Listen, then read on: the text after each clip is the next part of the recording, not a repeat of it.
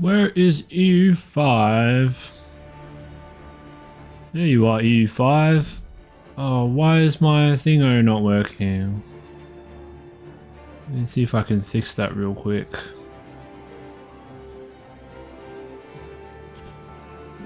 Fix it. Where is EU5? There you are, EU5. Oh. Alright, let me just fix my camera.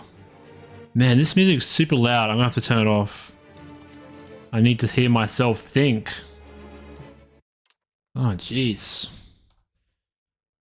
Like, I like the music, but it's just too loud.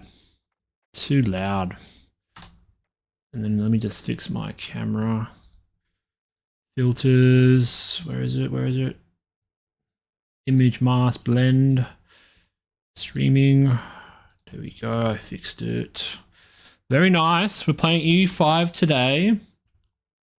I play a little bit. Couple of hours early in the morning. Just when it just released. Just to get my bearings. I haven't got a shield key like everyone else, unfortunately. But yeah, it'd be interesting to see if I can survive as England. I'll warn you guys that my performance on this game isn't the best. So I had to like reduce the settings a bit, but it's still playable. Like it's certainly playable, but I don't know what else I can do to help the performance. I've already tweaked a lot of things, reduced shadows. Because you think like, we'll just see how it goes. Single unit armies. Look, I'm just gonna do like the bird's eye view. Like it's not gonna be any 3D terrain because I just don't like the 3D map. It's not a nice thing. All right, is the stream working? Oh, where it's not showing up on my thing. No, it should be good. Hopefully it's good. If anyone can see the stream, let me just check. Yeah, it's fine. Okay. That should be all good for now. We're going to get straight into it. I won't play recommended country. We'll play England because I like England. They're my first nation in a Paradox game when I first started out long ago in 2015. Playing EU4, I think it was around Conquest of New Paradise DLC when that came out. So it's interesting to see EU4 come out. I mean EU5, sorry. My first impressions of the game are pretty good, except the UI is absolutely awful. Absolutely awful. Worse than Victoria 3 UI. And I think they could have done better in terms of the UI and the user interface because there's just too much going on in terms of the icons everywhere. Oh, I love the artwork. Absolutely love the artwork. I think that's the Bohemian flag or Bohemian crown. Pretty sure. One thing I really hate about this game is the performance. The performance is just not good. But it's what I expected. So I'm playing, yeah, just 2D map mode because I just need to save the performance. So, yep, we're going to play England. We've got 3 million pops. We've got 338 locations. And our country bonuses, like, we got a few things, hey, like longbowmen, warbows, our island home, maritime presence. So these are some pretty hefty bonuses. And in my practice run, I was versing France and I was able to defeat them pretty... It was all right. Like I lost in the end, but they had so much men, but you have like a way more professional army than the French for some reason.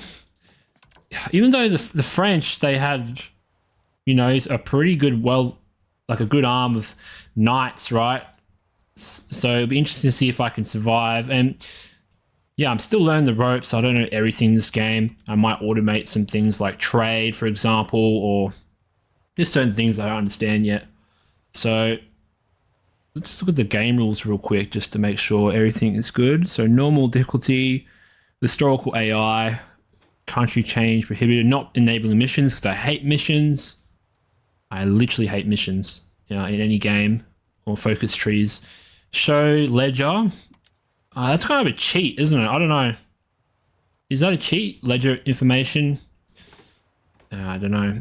And that should be good. Flavor. Allow plausible AI exploration. Only Western countries will explore. Yes, because we want to try and follow history. We also have the Black Death coming in 1346. So that's going to be... In my last run, like, I didn't get the Black Death. Like, I was England, and it reached like France, and that was fine. So it was kind of funny. I didn't lose too many people. Or maybe I did, but I just didn't notice that much. Like, I definitely lost some people, but not a lot. All right, we're going to play as England. Just have a look at our market as well, because I notice, yeah, so many pop-ups, man. I'm going to have to learn this game like hard. We're going to need some allies to fight against France if possible, because they have a huge army, absolutely huge. What's this? 41,000 men. The French armies compared to... Ooh, where can I see my army size? Like, this is why I hate the UI. Just like, I click on my country and I don't know the army size. Like, I think I go to my military tab. So, yeah, we do have 41,000 men, 42,000. And we also have recruit regulars. So apparently they get better as time goes on. So it'd be interesting to see how that plays out. But people say like the levies are better. And they have a comparable strength actually. I have 41,000 levies compared to their... Is that right? 41,000. Sometimes I swear the tooltips in this game are bugged out or something, because I swear they have a big army. They also have all their vassals to call in. EU5's changed the map significantly from EU4 because the Holy Roman Empire, man, it's just got way more complicated. I won't be playing in that region for a while because that just gets weird. And we'll see what we can do here. So we've got some non-integrated provinces, which is a thing we've got to deal with. We also have this vassal over here. I'm just trying to find out, because they're at war with UK. I mean, Scotland, sorry. If I open the country, yeah, they're at war with... They're fighting this and they're my vassal. Like, how do I join that to defend them? Yeah, I can't, because I'm giving them a guarantee, and I don't. There's no option to help them out. Maybe if I go to declare war, and I can't really join in. Of course, yeah, France will get involved, which is not a good thing.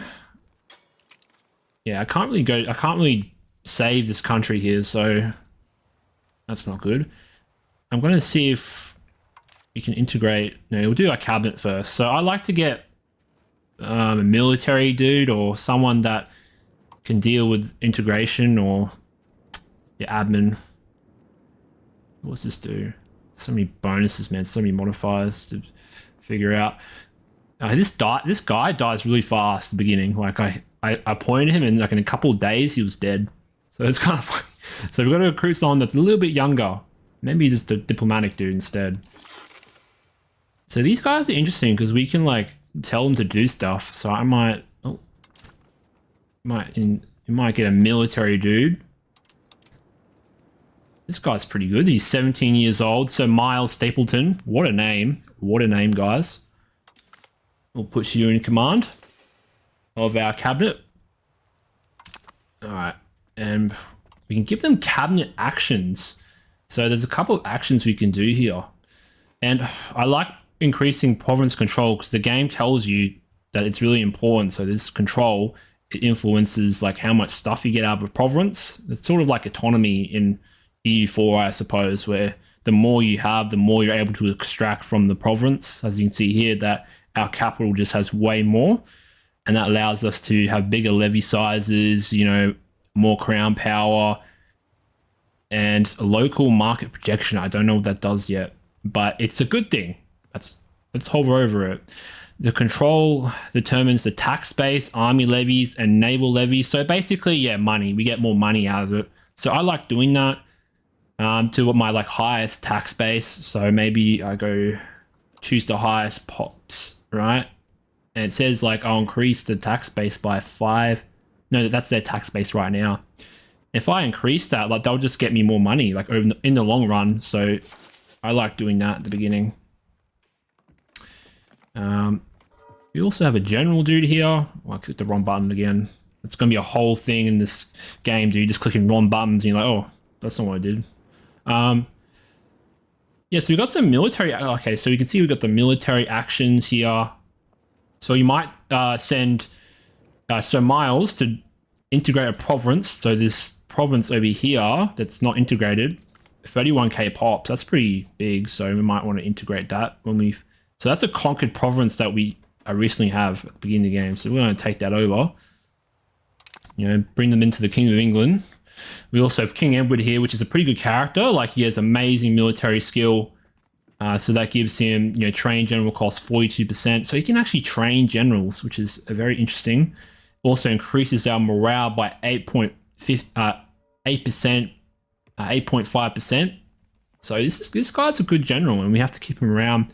It's also interesting that this game has Crusader King stuff in it. So your dude actually has kids, and he has a wife. Like this is Crusader King's elements here, and EU4. Like it did have this, but this is a more in-depth system.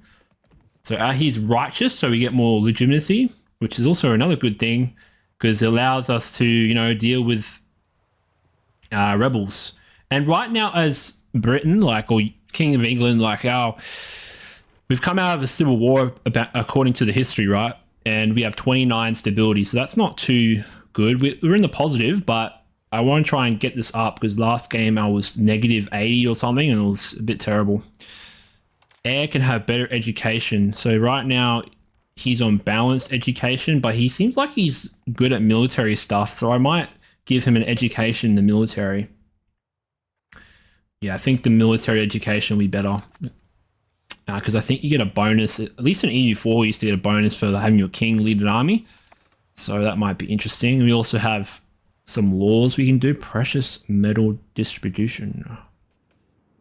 So we can ban exports of gold and ban exports of silver, but because I believe that the gold, like it gives you profit from like trade, right? But also gives you good minting, which is like in Victoria 3 there's a thing called minting where you get just passive income from, I suppose, like your currency creation or whatever. I'm not that well skilled in the economics of these games, right?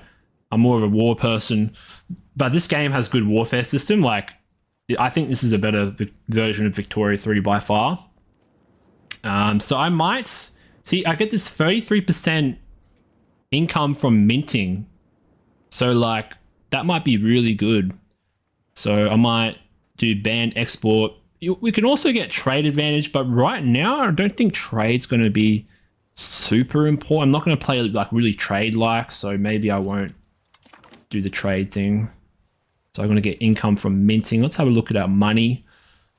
So we're actually losing money right now, and you don't want to tax your like your estates too much. So these are my power holders in my country. So it's like EU4 with the estates, but they're like actually pops now.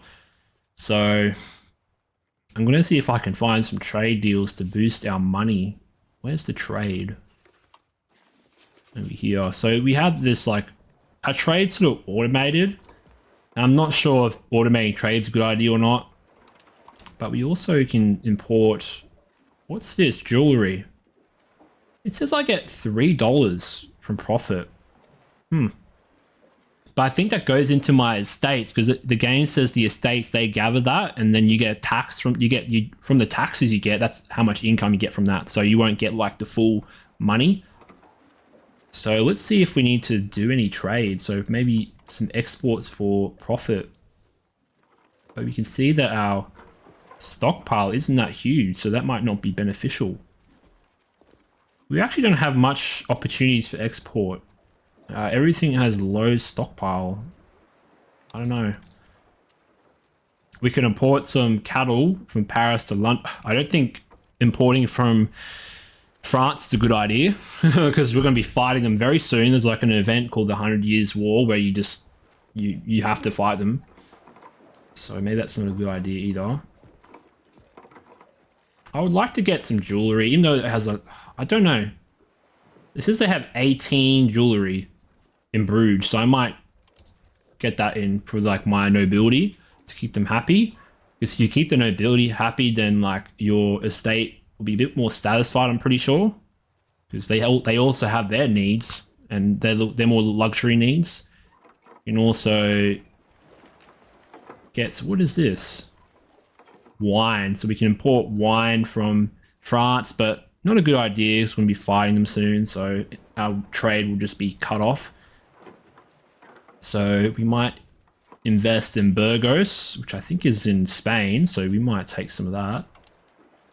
Again, I don't know how effective this is going to be, but I like managing the trade element of this game. I don't want to automate it too much, but we'll see.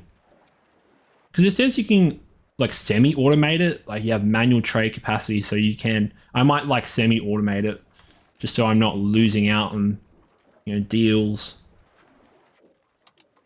I can also import stuff. It says I get forward, but then I'm trading with France. I don't want to trade with those bloody baguette people. Not yet anyway, until I've just annihilated them, right? And then I can trade with them. Because like in this game, like blobbing is kind of bad. Like from what I've seen. We also have some technology. Huge tech tree, guys. Like it looks like Victoria 3 tech tree. And you have these different ages. There's so many. Like it's huge. Like, and there's also a search bar, but I don't know what's good at the moment. So I might just go for what's available. So, oh, I missed it. So I can only research organized religion, which gives me more literacy for the clergy. Again, I think literacy helps you with research, so that might help. But I don't know what the purpose of clergy is. Maybe it'll tell me in the... like, what do clergy actually do? Do they actually help you out in terms of research? That's how Victoria 2 did it. I'm just trying to find the pop window. Now, if I search clergy, will they pop up? No, they won't. So, I mean, the UI is a bit weird. I can't find out where my power holders are. Clerics. So what do clerics actually do? The spiritual leaders of our country, the clergy pops, constitute the group that keeps our religious traditions in check and educates our people in the mysteries of our faith. That doesn't really tell me anything. Yeah. So as you can see there, our pops get literate. It's like Victoria 2, and if the average literacy in our country is good, then it impacts our research progress.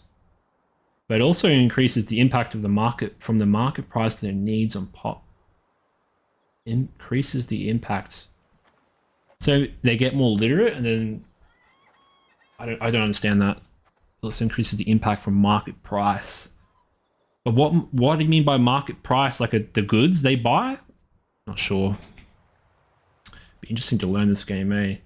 There's so many little things here. So there's some like holdovers from EU4, like religious unity. So there's some things they kept from EU4, which is interesting. I thought they would just rip everything, but they didn't. We've got reform desired. Nothing we can do here. We're Catholic, but we will soon be Protestant, hopefully. I'm not sure what Protestantism gives me. We also have a lack of commanders. We don't have to give a commander straight away because we haven't raised our levies yet.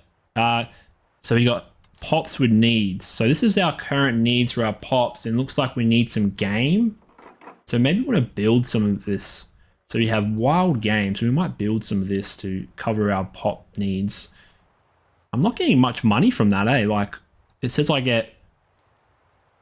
yeah, but, you know, it covers my needs, so maybe that's a good idea. We also have sturdy grains, which is probably a food, right? Yeah, more food. So, and we only have one RGO. So what I love about this game is that this game's inherited the Victoria 2 system of RGO. So every province has its own resource, which I find pretty good. I don't know how much we want to invest. And I always think you got to keep spending your money. Like in Victoria 2, you always got to keep spending your money. So we might invest. How much do I get? So how many peasants can I recruit into this building? So we need lumber for this. It'll take 162 days. So how much do we need, like, of this sturdy grain? So we need like 8 grain. So maybe, and then we make how much buildings? How much does that give us when we build it? Can't see it. So I think it. Where is it? I thought. Is this it? Like, is that how much I get? I'm not sure. I'm trying to find like how much like I'm trying to look at the UI. I'm trying to find out how. I'll just build a couple, whatever. Oh, there we go. There's output per level, so it's 1. So 3, 4, 5, 6, 7, 8. I think we maxed it out. But that's our only sturdy grain province, so it would be good to like cultivate that because we only have 1 province with sturdy grain. We don't want to spend all our money because we need some money for the military as well. We also can build some furniture. I like to invest, I like to build my stuff from my capital because that's where the most control is. So, it says we need this, but I'm wondering, like, what do I need to build furniture with? So I need lumber. Yeah, that's fine. We can... But I can't build it. What am I building? Like, isn't that the furniture? So I want to build, like, 2 buildings for furniture. I can't build it. What the heck?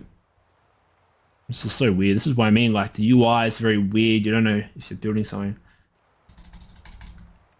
Okay. Alright, I don't know how to build that. Anyway, again, it's going to be all automatic anyway. I wish there was like a private investment mechanic for EU5 because everything you build is like... I guess there's automation, but there's no like private investment mechanic like in Victoria 2, Victoria 3, unfortunately. I don't think there is anyway. Had a look around. We can also build... We've got some unprofitable buildings. Now, do we really care about them being unprofitable? I'm trying to find out why they're unprofitable. Maybe because their input goods are too expensive. Yeah, so they need grain and wood. What a game, man. Like this is what I mean. I can't tell what this building needs when I click like how much we missing in the market. Like I can't tell. Oh, here we've got a good... And all these tabs, man. It's not easy to tell. At least this tells us what our pops need when we click on the goods panel. We can build some wheat farms if you want. Our pops want this, but I'm pretty sure these pops that they want, like, I think they're the nobility that want that. So we probably want to try and cover the needs of our peasants first. Maybe, what's the 3 stamp? Oh, that's the building size. Might build some here. Just build some more wheat. See how that affects. And what else do we want? So this is our current needs right now. This is what we're negative on. It's like Victoria 3, right? But the actual goods exist, I'm pretty sure. Like they don't come out of nowhere. I'm pretty sure they don't. Hopefully they don't. Oh, we're also missing some coal. So can we build more coal? So we need 10 coal. Yeah, our provinces in coal are not looking good. So maybe we build like up our coal industry. So that's 3, 4. Should I spend all my money on coal? I don't know. Maybe it's good. So we're expanding our coal. We got the claim throne Casus Belli on Chester. Holy crap, guys. Alright, so I think they're my vassal because I put on the colors showing that they're my vassal. Maybe... So what I did in my last playthrough is I could give them... I could seize their territory. I can also annex them if I have a good opinion of them. So maybe I spend all my stuff on trying to peacefully take them over. So I might... Where is friendly action? So we might try and improve our opinion.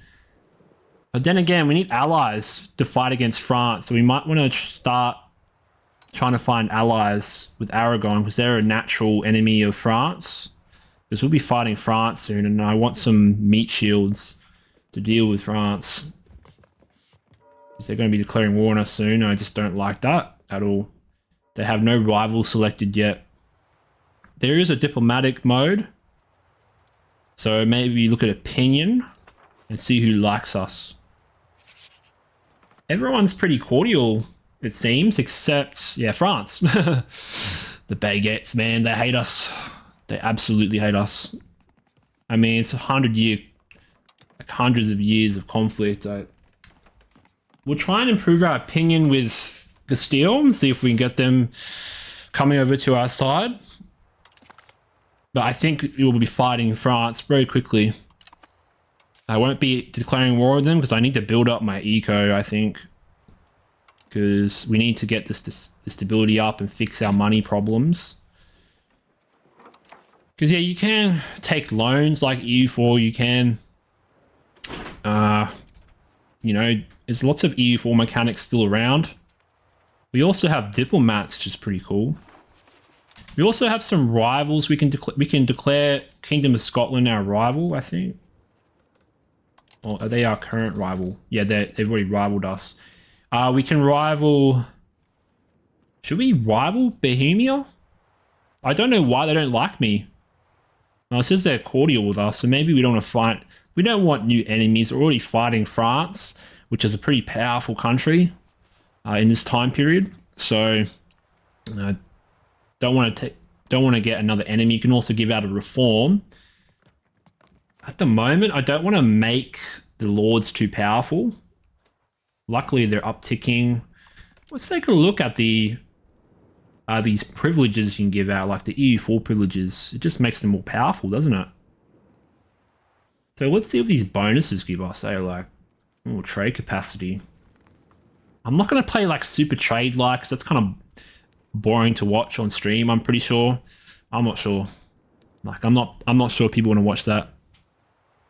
Bra69 says, how's Vic 3 cooler younger brother being treating you? Look, man, I think this is better than the Victoria 3. There's some like little elements I don't like the UI. The UI is pretty bad. It's very hard to find stuff, but I think that's maybe just my new experience. But yeah, I think this is way better than Victoria 3 by far. I'm very happy with this game, even like 3 or 4 hours in. Oh, tax efficiency, that might be good, but we can't tax the burgesses. Because they're not that powerful. They have like 5% power, so like we may want to take that. So we can tax them or have more tax efficiency when our burgers get more powerful. You can also do this for our crown. This is always nice to have. So it's just like a flat bonus we can choose. Look, yeah, I'm going to build my navy. In my last playthrough, bruh, like they declared war on me really fast. So you have to prepare. I think it's kind of scripted. So it's like, yeah, it's the whole history of like the English king wanting to claim the throne of France, and that sort of sparked it. But we'll see what we can do. Maybe we want autocracy, crown power, so that gives us more, you know, power.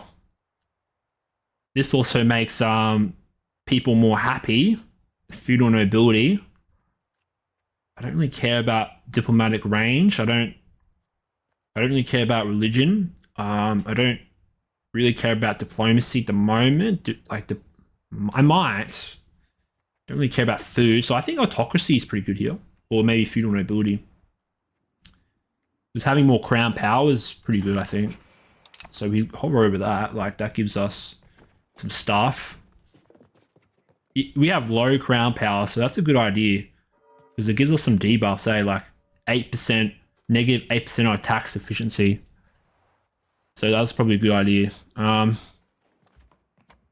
We don't want to make this country, we don't want to make this estate too powerful, because if you don't please them, they're just going to rebel. Yeah, so if they're more powerful, we can't tax them more. That's how it works. Interesting. But if they're more powerful, they're better at levy combat. I've just started Bra, so you know, so it kind of like comes out from your capital. I could, like, in the last playthrough, I built roads, and that, like, the tutorial told me that you can build roads to increase the control, and I've heard in other YouTube videos that this control mechanic, it gets better and better over time. But yeah, at the beginning, all your stuff is just like, you have no control. As you can see, you hover over it, and yeah, we just get no manpower, no crown power, no sailors, no promotion speed, no assimilation, no levy size. Like, it affects some of our stuff. So we could earn like 65 cents from this province, but effectively we only make 13. So we still get some money. But yeah, this game, I think it's going to hurt your blobbing. Like, you can't blob as much because of this control mechanic. At least in the beginning anyway. Okay, we're going to unpause now. I've been talking too long, I think. I'm just looking at all these pop-ups to see if we've got rebel movements. We've got some Scot patriots to deal with. But they're not powerful enough. I think it's going to be like Victoria 2, where there's going to be always rebels, but they won't be powerful enough to, you know, come. Hey, Lawson. What's up? Haven't been playing Bomb in the Reich in a while. Just, it's a long game. Oh shit, one of our dudes died. Our ruler's distant cousin and courtier. He's dead. I don't care about him, bro. Like, what did he give me? Oh, he's part of a dynasty. So he was a courtier. But like, why would... Oh, he's a good character. So maybe that's why that's important. But is there a way to like view my dynasty? Like in Crusader Kings? Like, I don't know. I wish there was like a dynasty button. Ooh. I wish there was a I can see my children, but I want to see my entire dynasty, you know? Who am I married to? Oh, I'm married to some Dutch girl. Right. That's interesting. I did not know that. So we've got 200 professional troops in London right now. This is what I'm talking about. So this event, it pops, and the King of France has demanded we return Sire Robert d'Artois, who has taken refuge in our court and has lately become a trusted advisor for King Edward III. Should we act in defiance of the French king, they may move to confiscate the Duchy of Aquitaine. During this time in the English court, Sire Robert has argued that King Edward III's Plantagenet should be the rightful ruler of France. His Capetian lineage. Yeah, so basically they want to fight us. This event's a historical event. You can always make subjects to get more gold than directly controlling the land yourself. That's why I think directly annexing land is not as efficient. Which it's a huge change from EU4. I'll say that. I'm pretty sure you can see your family tree in this game, but I forget what button. Yeah, I'm looking for it. Like, you can see like the basics, like your wife and your children, but like no one else. But there's like a court in the game. Like, I clicked on a button somewhere. So I mean, like, the UI is very bad. That's my only complaint. And the AI could use some tweaking. I was able to defeat France. Like, I was able to defeat a lot of their armies, but they just had a lot of soldiers. So we can defy the French king and make preparations to invade France. Or we can... Can't wait to see the Black Prince. Yeah. Isn't he like a famous English king, I'm pretty sure? I don't even know if he shows up. I'm pretty sure King Edward III, like, he was a very good ruler. That's why he's such a good stats all around historically. But by the time the Wars of the Roses, about the 1450s, that's when it becomes shit for England. Now, I'm not sure, like, do we fight France right now? Oof. I would just lose 15 prestige. Like, that's not too huge of a hit. Yeah. Maybe we go after our weaker neighbors. So maybe we go after Scotland instead and see if we can build a spy network. Because, yeah, fighting France in the beginning, like, it's a bit tough. They have, like, 100k troops or something with their vassals combined. He's your son, but he died before coming to the throne. Yeah, yeah. Did this dude? Edward Plantagenet. Yeah. It's funny because this royal family, they're all French, bro. Like, if you look at their lineages, man, like, they're all related to France, man. That's why this whole conflict between France and England is because they thought they had the right to the throne. Which they probably did, but I don't know. Like, it's all just monarchies, right? I won't fight France at the moment. Simply because, like, they have a huge army at the beginning. Let's see if we can consolidate our power over here. If Scotland does take over this country over here. What the heck happened here? We can no longer describe the fact the French claims that their Salic law makes King Philip... I think that's the... I'm not good at Roman numerals. The fortunate D Valus, the King of France, when it clearly should be King... Okay, so... We gain a CP against France. I would look to the wine trade in Aquitaine. Yeah, I'll see how that goes. Let's actually have a look. Like, where's my market? It's going to be a very slow game because I have to learn it. So it's going to be over here, isn't it? So how much... search wine. Oh, okay. I see what you're talking about. Yeah, that's a lot of wine, eh? Like, but do you want that wine? Why can't we import it? We don't have trade capacity. Yeah, maybe what do you guys do? Do you automate trade at all? I think I'm doing it manually, but that just, like, slows down the game for me immensely. Huh.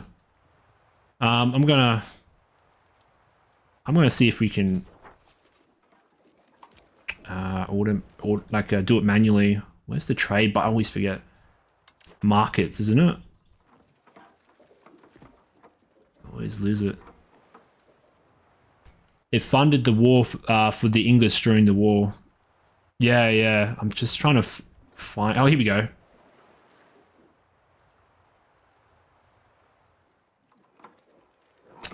Yeah. Oh, you mean historically? Oh, okay.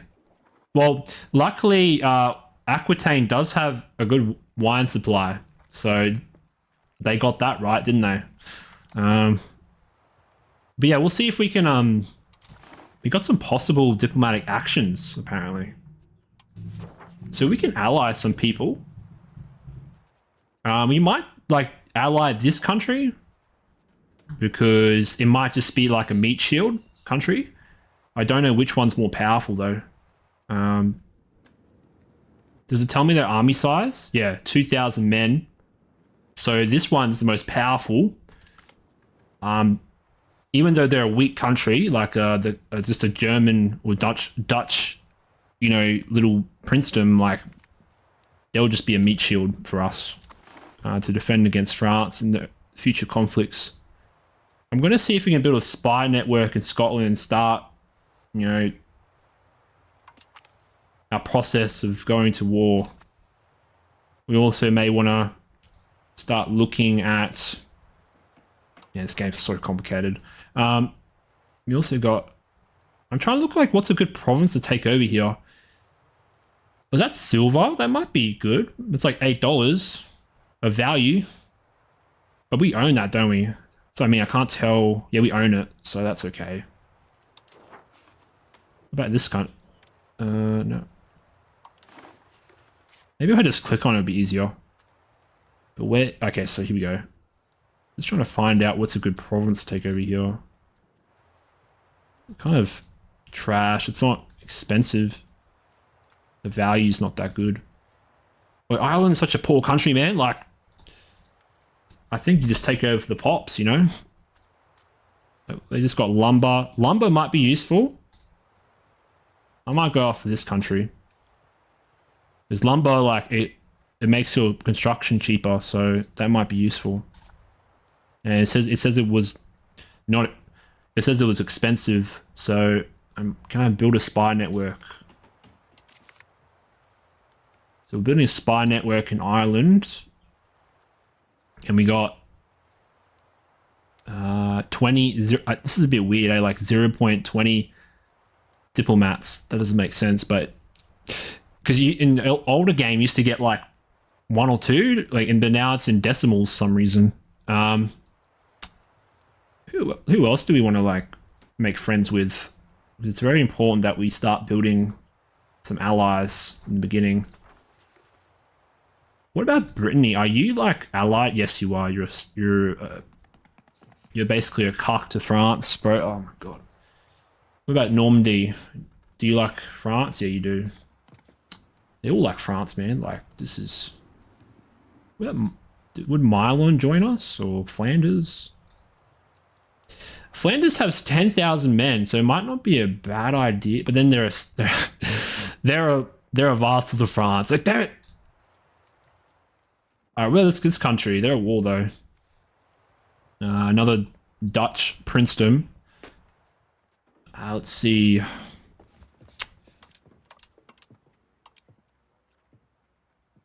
Just trying to find out. Can I not, like, increase my opinion? Oh, I can't. Okay. Oh, it costs, like, yeah, more. It costs more for some reason. I don't know why, but... Yeah, so that's going to be okay for now. So we have an underage heir, so that could be a problem. But I'm pretty sure our king will survive until he becomes of age. Bohemia wants to fight us. I don't know how they'll fight us. I think we'll try and invest in some navy. We'll build some ships. So I've heard our galleys are pretty good. Yeah, I'm improving opinion with Castile and Aragon. So hopefully that bears some fruit. Get them fighting the French, hopefully. As you can see here, the galleys are way better at the moment, so we might build some galleys just to keep our navy a bit more superior because we don't want them invading us. So what's this? I can build 15 ships. Wait, was that what it means? If I build in London?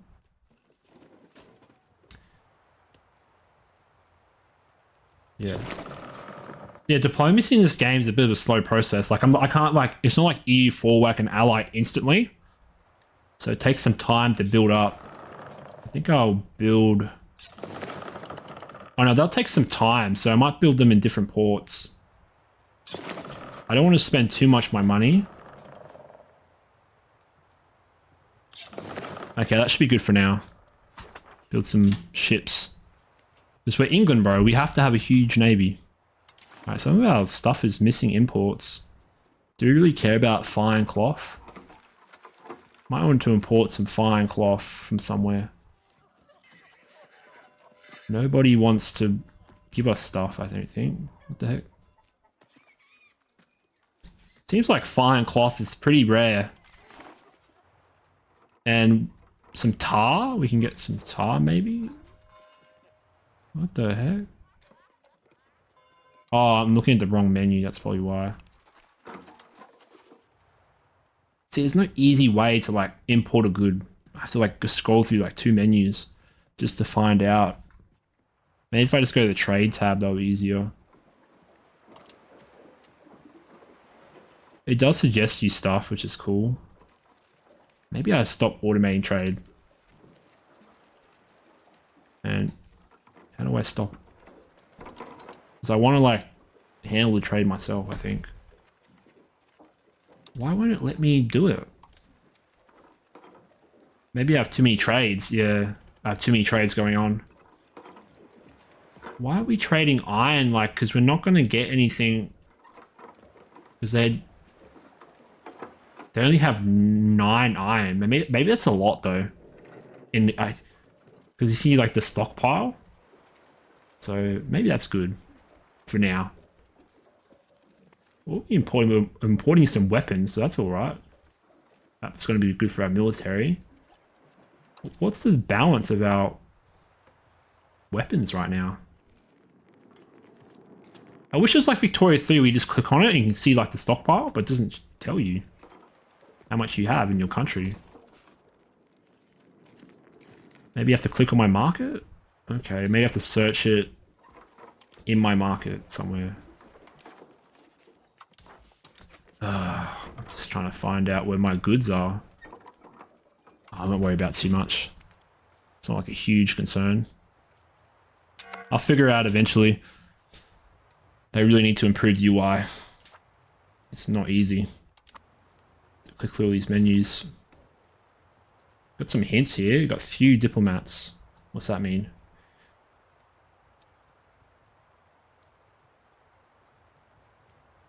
Yeah, so I know we have no diplomats because we're using them all.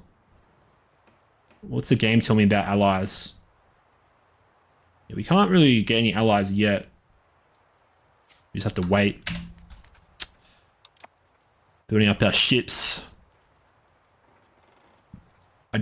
We'll see if we can press this. So we have by 1342 to conquer the throne of France if we want. That's a free CB. So we'll make a decision then if we can't get this. We're building a spy network. That'll take some time. We have some royal marriages. Do I really want to marry some Irish people? Like, I don't know. Maybe they'll get them under our control easier. I don't really care about marrying these Irish people. Like, what does that give me? I don't think that, like, helps me in any way. Because I'm giving away a free woman. Like, good stats, too. Like, I'm not giving it to her yet. That's what I like about EU5 is that instead of, like, just abstract names in EU4, like, you actually have characters. Like, they actually have to make children and stuff. So that's kind of interesting. So it might be beneficial to get some children from her. But I don't... It says no countries want to marry this girl. So maybe we will marry. I wonder what happens to her though. Does she just become... I think... Yeah. Maybe we get like a royal claim on their throne or something. Like in EU4. But I don't know how that works. We'll see how that plays out. Here comes the Black Death. Oh. A theologian at heart, Simon Sudbury has spent most of his years in the service of the church, first as a bishop of London and later as the Archbishop of Canterbury. He's been appointed Lord Chancellor to the great dismay of the yeomanry, who see him as the principal author of their woes. What do I get for him coming to my country? Oh, he just joins us. Religious influence. It's the value of the ability that country has to interact with and influence matters of its primary religion. I guess we'll take that because we're not going to employ this dude anytime soon, I'm pretty sure. So he can become a cabinet member, a general, an admiral, an explorer. We're not really dealing with any unrest in terms of, you know, heretics. So we don't need a religious person right now. So we'll just take the bonus. And here comes the Black Death, I think. Oh no, just measles. Just measles, okay. The Black Death will come soon. Oh, the map changed, guys. The map changed. It looks like they won. What the fuck? Do they win? I can't tell if they're winning or not. Can't click on it. Oh, here we go. This menu is way too large. Like, this menu? Way too large. Remember in EU4, it's like really small. You can actually see. Scotland's actually losing this war. That's hilarious. 1,000 men lost to 438. So that's actually good for us. Because every time they lose men, like they lose like pops, right? Or their army, essentially. So that'll make them an easier target for us. We have some missing employees. Can't really do much about that. I don't think anyway. We can recruit some regulars if you want. We actually have a positive balance. I like keeping it around Actually, I haven't adjusted my money yet, so maybe I invest in the money. Let's just adjust our tax rates real quick. We don't want to make the states pissed off, so we won't tax them too much. We can also mint way more. So minting is like increases our treasury at the cost of inflation. So that's like minting our coins, yeah. That's what like creating our money, right? So I like doing like we don't need the cash, like we don't need it right away. We might want to boost our stability a bit. But do we want to like spend everything? Maybe just like a little bit. Just so we can keep that stability going. I don't mind it slowly ticking up. Is it really important? So it makes our estates happier and it makes our pops promote faster. Is there anything else it does? Oh, it also makes it so pops don't join rebels. So I like that. It's like Victoria 2 rebel system. Like they join if they're unhappy. The lords are unhappy, but they're slowly going up. See, 20%, 0.20%. It's a slow process, but they'll get happier over time. Our trade has run out of supply. Oh. We're getting outcompeted by the Hansa, of course. The Hansa, which is like a huge trading organization in the medieval period. I don't know what to do about that, eh? I don't really care. Naval supply. Oh, maybe we do care about that. Naval supplies for ships. But where do I find that? I clicked on it and it just doesn't tell me anything. Naval supplies. So we've got weaponry. Because it doesn't tell you the good name. It just shows the icons. So you still have to guess. At least till you learn what these icons are. There we go. That's our naval supplies.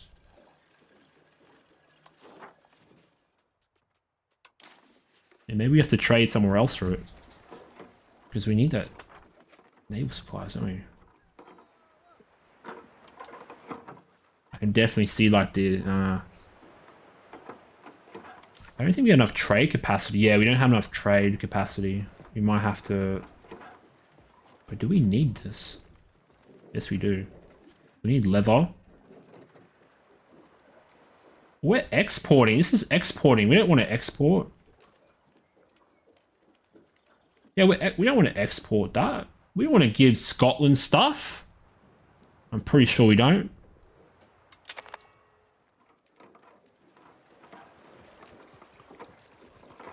I don't want to give Scotland stuff. I don't want to give them weapons. That's sacrilege. Just trying to find some naval supplies. Because we're getting outcompeted apparently. But I don't know where to find naval supplies. If I search in here. Nope. Maybe it's in trading. I wish it was like a world market screen or something. Do I have to click on these menus? I probably do, hey. Market.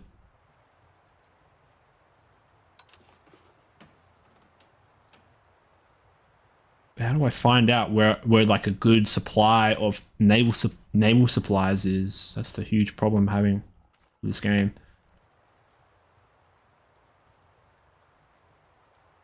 I think you can ask for marriage and Diplo and pick her.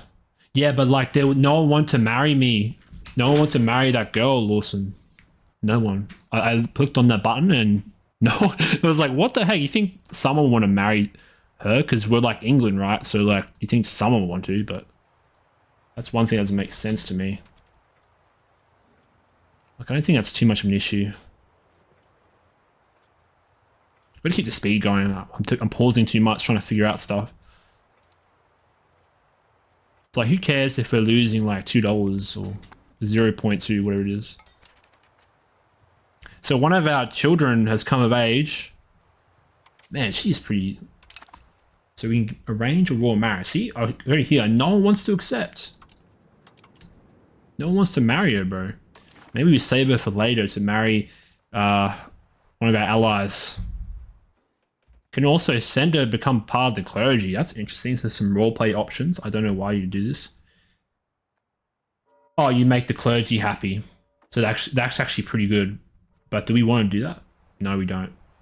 Because they're already pretty happy. So there's... You can also grant a cabinet right. Huh. There's so many little things in this game.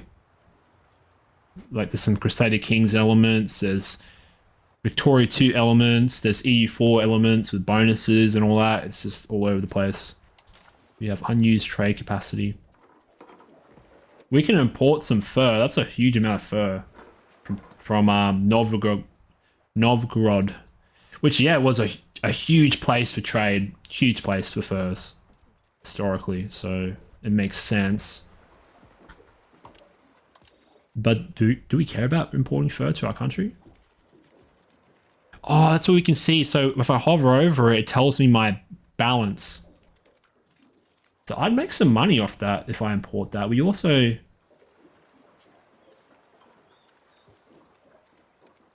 Their situation with fine cloth in Bruges in like you know the Dutch lands, like they're not doing so fine in fine cloth as well. So it's pretty rare that fine cloth. We might want to corner the cloth industry, maybe. I don't know. We'll import some fur. Why not? Because that helps, you know, keep our nobles happy. I'm starting to like this trade system. I'm really like I can tell there's more to it than that. There's so many goods, right? Jeez. It's a good thing and bad thing. There's like so many things, right? There's so many things to keep track of. Good and bad thing. So it seems that a member of cabinet, Sir Miles, oh, we love Sir Miles, will stop at nothing to elevate his position. Oh, fuck. He wants to elevate his position, man. Oh, that's funny. Bro, he's a good bloke. Like, I don't want to get rid of him. He's doing a great job. We lose some legitimacy. Is that a huge hit? No, it's not. We might spend some money to increase our legitimacy. How do I do that? Where's this? Yeah, here we go. The balance screen. And we spend some money on the cost of court. We're actually not doing too well on money right now. How's our spy network going? Oh. Rapprochement with the Lordship of Man. Sir Andrew of Man, a skilled English minister who's employed the Mex court, has approached his old associates in our country with a plan to push for the better relations between the Lordship of Man. I think the Lordship of Man is this? Yeah. So this tiny little island with 5,900 people. Maybe we eventually take them over in terms of relations. We could probably turn them into a vassal later on. Let's have a look. Will they like join us? Ask them to come out fiefdom. Negative 52. Man, it's really hard, eh?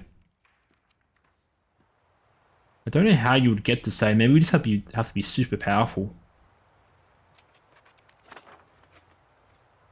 Because I've noticed, oh, another outbreak of disease. Pops with needs.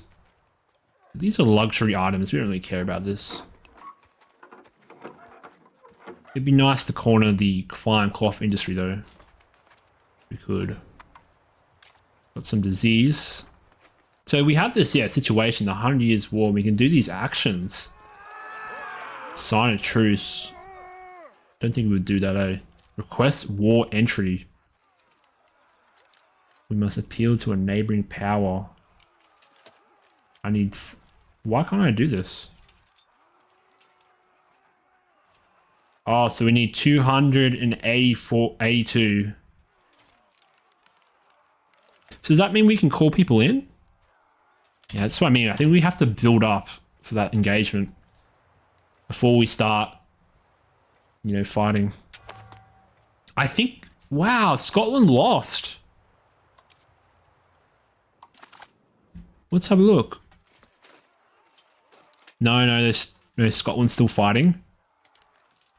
Wow, what's going on here? That's crazy, dude.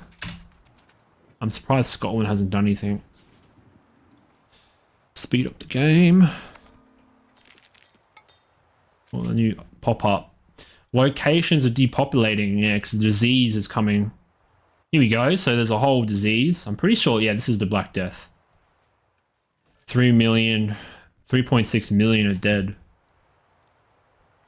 See, it hasn't reached me yet. Only London. That's not too bad. London. Yeah, London's huge. Lots of... you see, everyone's dying. See that? Oh. Lord Warden's show.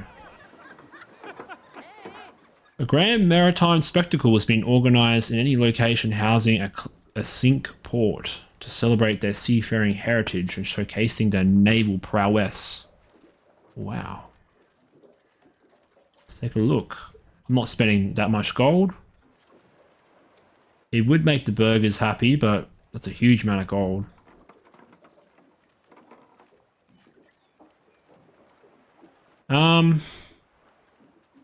Oh, what? We lose the port. What does that give us? More sailors. More shipbuilding. Okay. I don't feel like spending 100 gold, so I'll take the hit. So we got a navy there. Alright, so we built up some more ships. That's cool. I think all our ships are complete.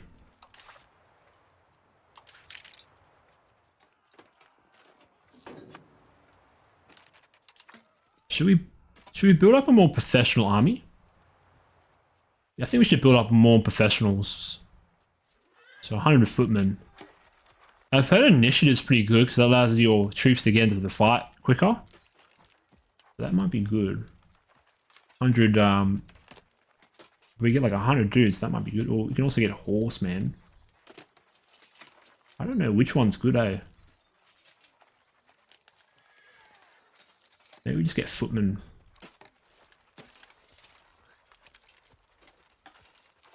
Yeah, wow. Do they do more damage, these archers? I don't know.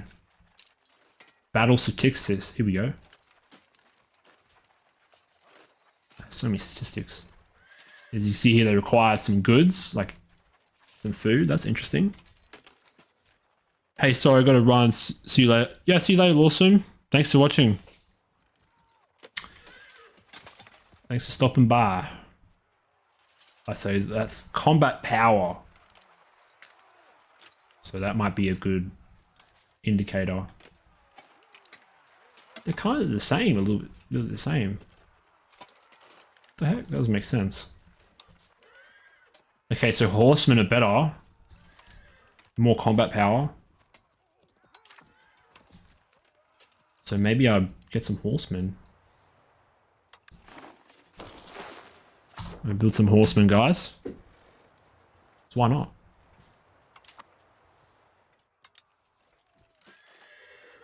Well, maybe I should cheap out.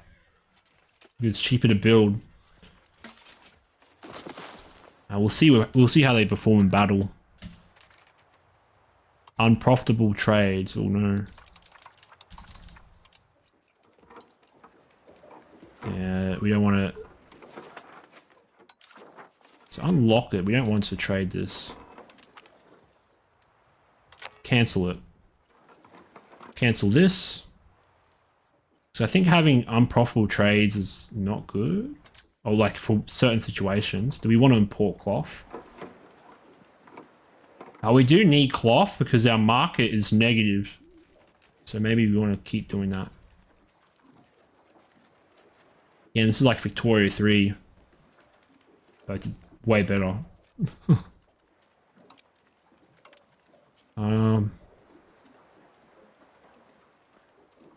can like import some gold. I don't know.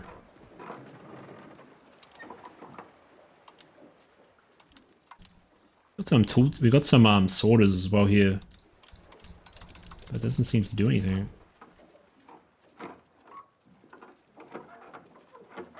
Missing input, so that's what that means.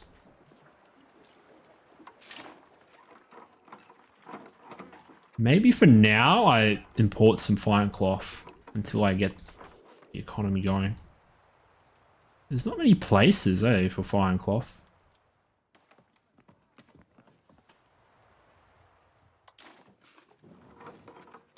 So I click the import button.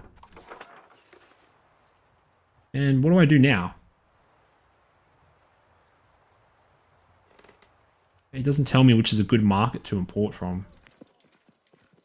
Yeah, it says there's no cloth. Everyone has like zero supply. Yeah, everyone has, there's no supply.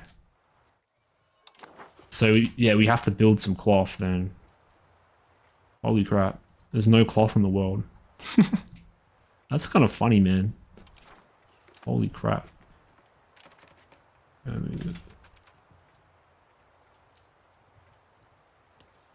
How's our spy network going? We've got 13 spies. Here come the French. Oh, here come the French guys. War with France. War with France. Okay, pause. What are we doing? Okay, so last time I was war with France, like, they love to go after Aquitaine, so we're gonna mass up if we can. Get our navy ready and raise the army. Raise levies. Raise everybody. We lose food production, but that's okay. And we raise the navy. Raise the regulars are already set up, actually. So we're going to slow down the game a bit now. Focus on the warfare. Oh. I think the play here will be to try and protect Aquitaine. We can also try and protect our little port here as well. Why is our ships not moving? I told them to go. We have to find an admiral as well for our ships. War is coming. Need a commander soon. Everything's okay for now. I think I'll just automate trade for a second so I'm not missing out. Focus on the warfare right now. Alright, we've got 14,000 men. Massing up in... Where is this country called? This region, I forgot. Is Essex? Doesn't tell me. Norfolk, that's right, Norfolk. I'm not a pommy, man. Alright, we got a pretty sizable army. We'll march everybody and get our ships ready in London for an expedition to France. Unfortunately, my allies, I don't think will be able to get to the main continent. What are you doing? Go. Oh, that's his troops. It's like one dude on an island. We want you to stay put. We'll pick you up on the way. Alright, we'll march into London. Why aren't you moving? Now, I have 30 FPS on this game. I think it's my computer though, I don't know. That's why I have flat mode.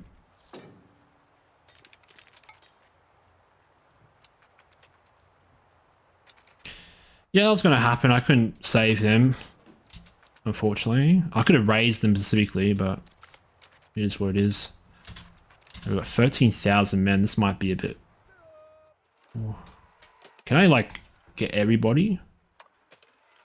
Where's our general? Who's the best general right now? So they have some traits, which is pretty cool. Who's the better general here? Now we have better generals than our king, so maybe we want to put a captain in. Robert Churches. You'll be our commander. And can we like, how do we put the troops on the ships? get a commander for our navy. Boston, and then where's the button to load the troops? There we go, just a right click. Okay. See, there's a massive army coming over here, so we're going to try and save Aquitaine. We also have 110 men over here I missed. We left 6,000 people in London, but that's okay, we'll come back for you guys. Transport the army. Ooh. What's going on here? So there's 12,000 men dropping in on our island there. Who cares? Who cares? I'm going to fight their ships anyway. I won the battle. So just walked into them and see ya. Alright, there's a huge conflict going on in Aquitaine. Our troops are arriving. We have 6,000 men in London. Abbeville has fallen. We will try and save you. Alright, so can you guys march to defend? See if we can defeat these smaller engagements. What are you doing? Are you marching? I can't tell. Are you moving? No, you're not. What the heck? I think we'll have to split this army because we're taking attrition. Oh no. We're fine.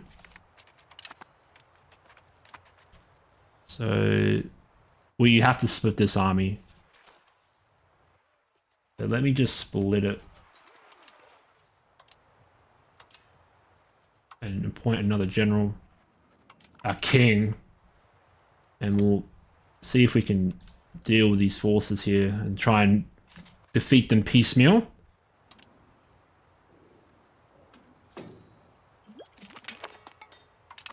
We got a new technology. Might want to get some diplomats or institution growth. Yeah, probably that, because that probably like increases our research. Alright, who are we going to attack here first? I think we go after this smaller army. Oh no, we got some French coming up from the north. Maybe we go after them. Yeah, we've got to defeat these closer armies. Let's see, is there any enemy ships around? Let's have a look around. Alright, we got 30,000 men descending on Saints. This should be a good engagement, hopefully. Get a good fight going. Alright, cool. We're in the battle. Our troops have deployed. Looks like we had a good initiative roll, so we're coming in the center there. As you can see, we outnumber them massively. So this will be a good engagement for us. We're inflicting, it's kind of the same casualties. What do we got here? Do they have better stuff? No, we have better bonuses. So 15% versus their 13. They have a good commander as well. But we have the numbers on our side. Very nice. Clean up this stack. Right, who do we fight next? This other army. Begin our campaign into France. Why aren't you going? I told you. No, no, no, no, no. Oh, that was a bit of a fuck up. I thought I selected all of you to move. Alright, cool. France is getting absolutely annihilated. Another stack is walking into me. Nice. We've got to recover our morale a bit. Because every time you move, apparently the morale gets worse. Lack of food. Oh no, that's probably a bad thing, isn't it? Do we deal with this army? No, I don't want to like sit there. So I'm going to try and deal with this army to our south. Because I think we have to keep defeating armies in the field. Otherwise, it's going to be a bit dicey. Maybe I send 14,000 deal with this army. And the other one... Yeah, that's a good idea. Come back here.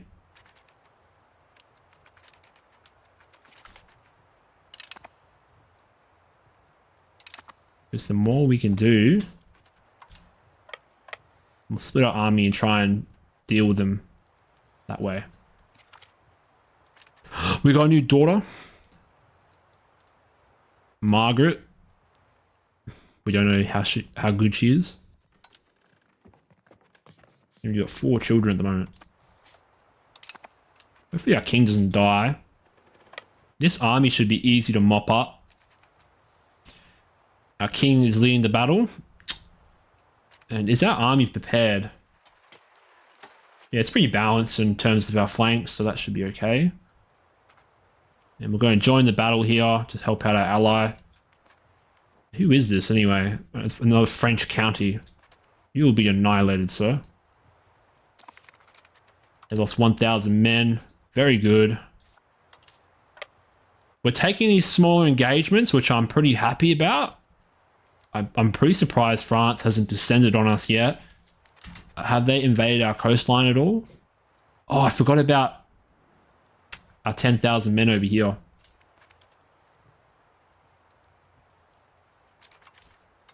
I'm such an idiot. So we'll go... Are they going? Hello? Yes, they're going. Okay, I think they are. We're slowly taking over the countryside. Are we winning here? Yes, we are. We're just completely annihilating them. We're a defender too, so we get the bonus. We rolled a 6. Oh. Now, do we go off these smaller stacks? Ah, the AI is not that smart, eh? I think they would mass up, but like an E4, but they're pretty content to be a bit disunited right now. Our navy should be fine. I don't see any movement on our coastline. We'll try and liberate these lands. We inflicted... Oh, we lost 900 men. What the fuck? What was this battle? What was this battle? Whoa, we ran into an enemy army. We won though? What the fuck? That was an ambush, man. Maybe we march up and deal with this army first. I don't want to walk into them. Okay, so the French are here. There's too many... Hold on, we can deal with this army first, and then we'll... What's this army doing? Oh, we're kind of split here at the moment.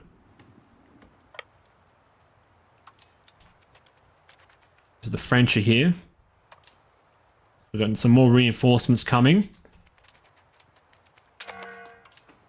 Okay, attack, attack, attack. What are you doing?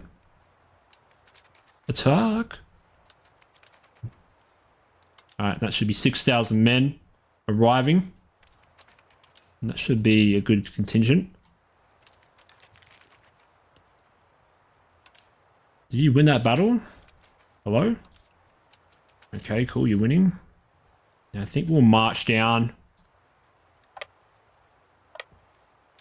What's he doing? He's still going south, so we have to catch up with our other stack. We'll let them recover morale. We got so many coming in our position.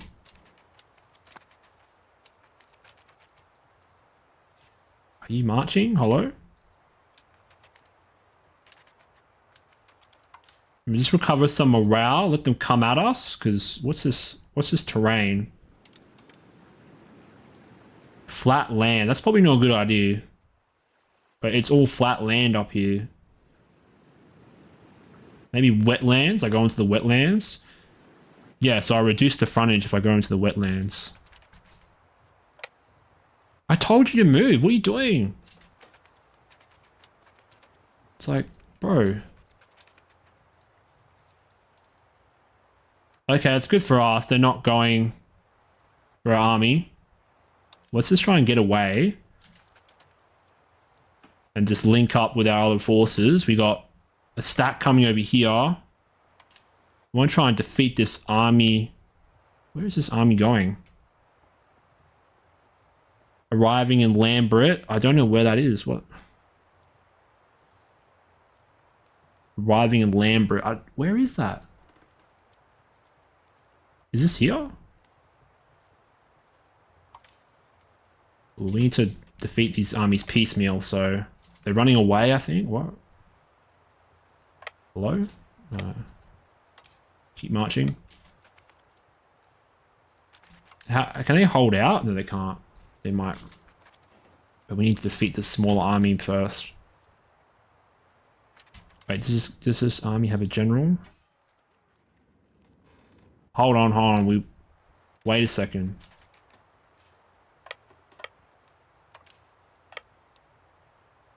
What's this terrain? Flatland. Yeah, this is good.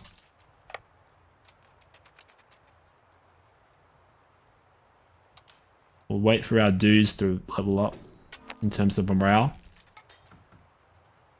I'm running out of food in the Edinburgh market. Don't really care about that. Oh, they engaged us? I didn't see that. No. Oh, what? Bro, what? That was so quick. Who is this general, man? Holy crap, they're powerful. That's not good. I thought I'd wipe the floor with those dudes. I think because my other stack came in early, that's why they got annihilated. Oh, we lost? We had like double the men. That's crazy. Okay, we can just recover though.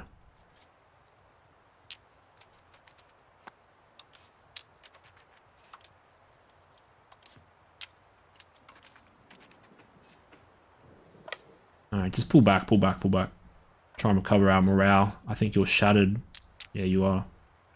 Oh, you're gonna walk right next to the enemy stack? Oh, okay.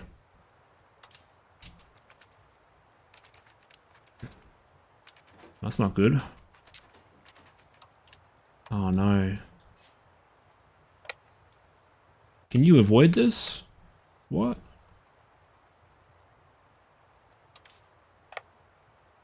You can't get out of that. What? I can't get out of here. What the heck, man? No, that's obnoxious. Like, how can you even get in there? You're not even the same province? What? How are you able to fight me?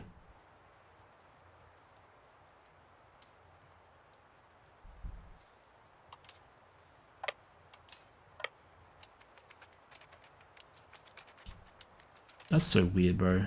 They would just...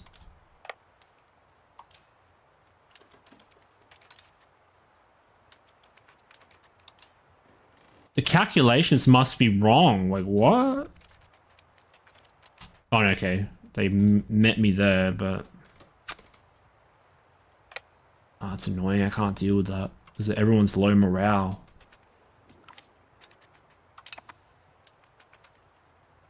Oh, they're just gonna keep chasing after me. Oh, wow. Because every time you move, you lose morale. It's kind of dumb. It's kind of weird how you lose morale while moving. Like, that doesn't make sense. I guess it's organization. But like in EU4 organization, you didn't lose organization by moving around.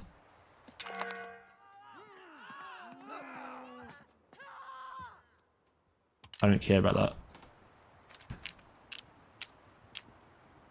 Why am I stuck in here? Wait, what? Oh, never mind. We still got an army, but I'm just gotta recover now.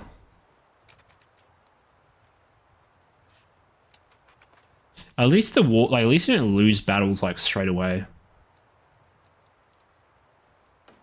Like you lose wars. Sorry. Jeez. I want to try and recover my morale. Maybe I merge these units. Because once you lose some units, they're just gone, man. Oh, this huge army bearing down us. Can we take that fight?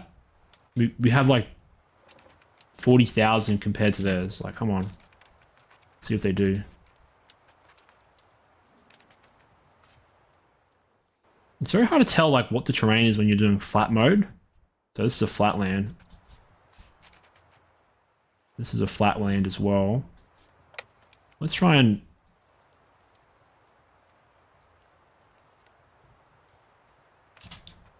Okay, something's engaging us. What?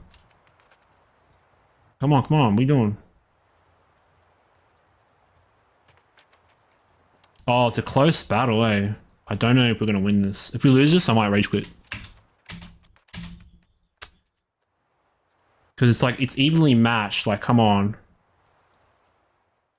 Oh, they have better stats than us somehow. Even though I have 94 compared to their 67 general.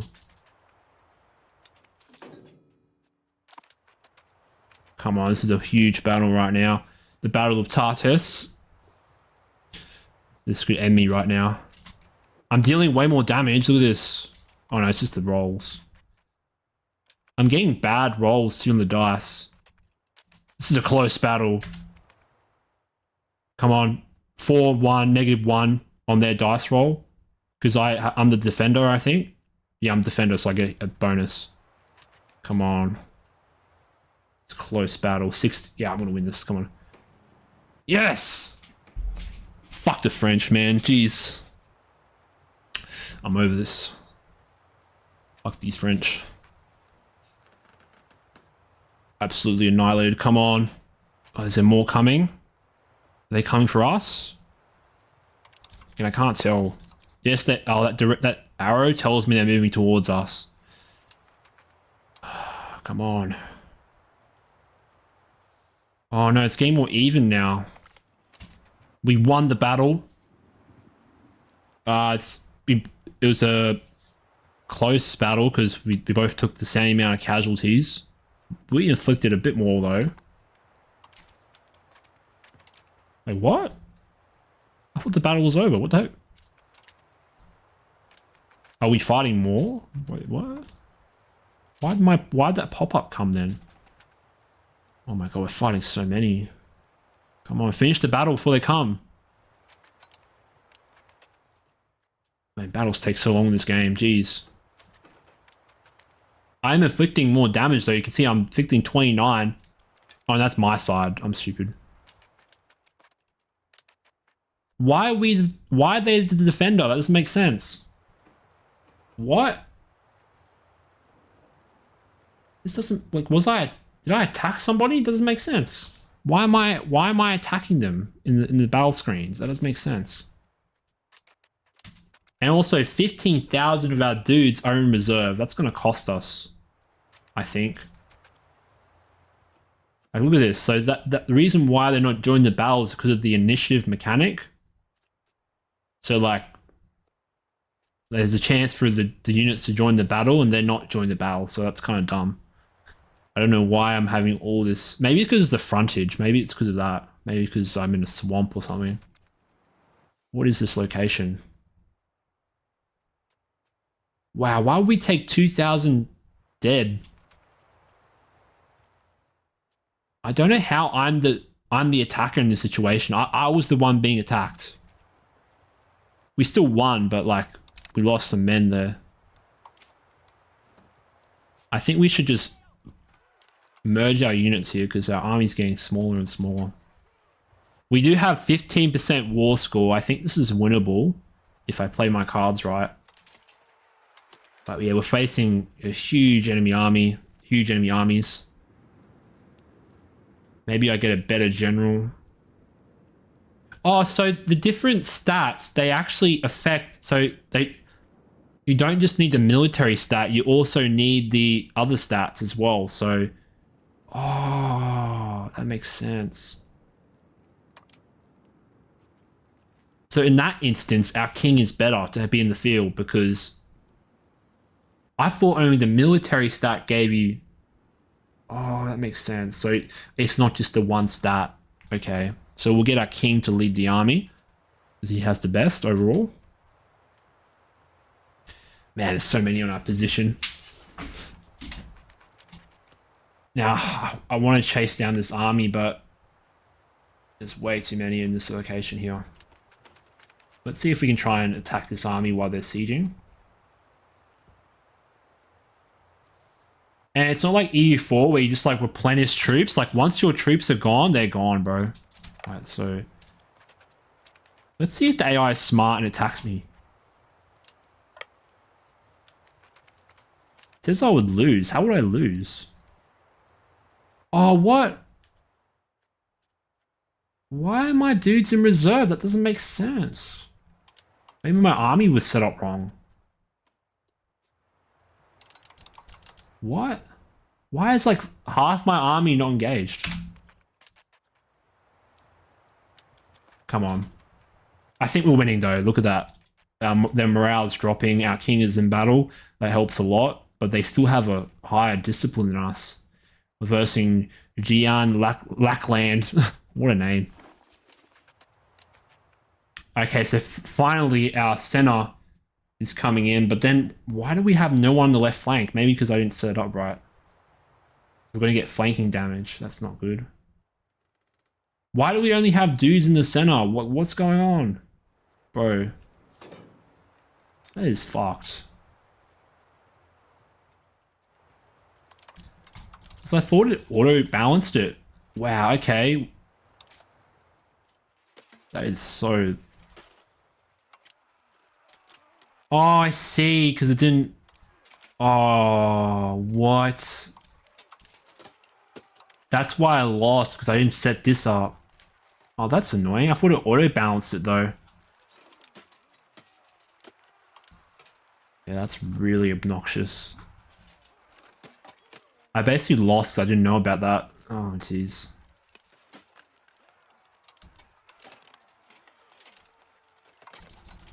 All these low-strength regiments, kind of like fix them somehow.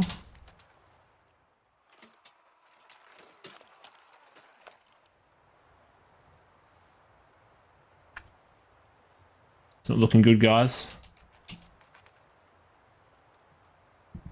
Looking good. Yeah, I basically lost because of that. So bullshit. Hold on, can I load a save? I'm going to load a save in this one because I did not know that. I lost that because... I don't think that was... That was 2 years ago. Look, I'm going to like cheat and load a save because I did not know that I didn't auto-balance the troops like that.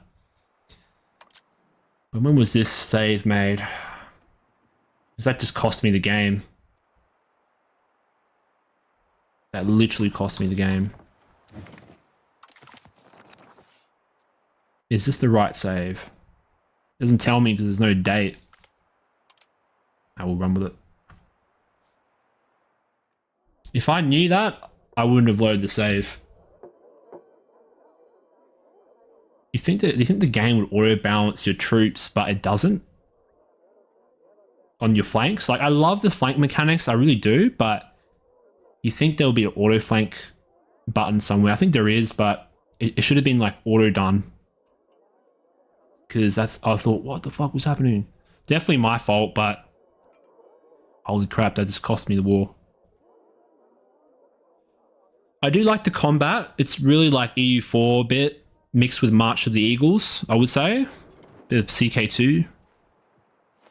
Okay, so is this the right save? No, this is an earlier save. So... I think that was my other save, wasn't it? Look, I'll just run with this because I'll just do like a replay. I think this is at the start of the game anyway. So now I know that we're basically restarting, I think. Yeah, we are. Okay, so we're gonna go increase province control. Get that control up. Oh, you can assign cabinets without characters. That's kind of weird.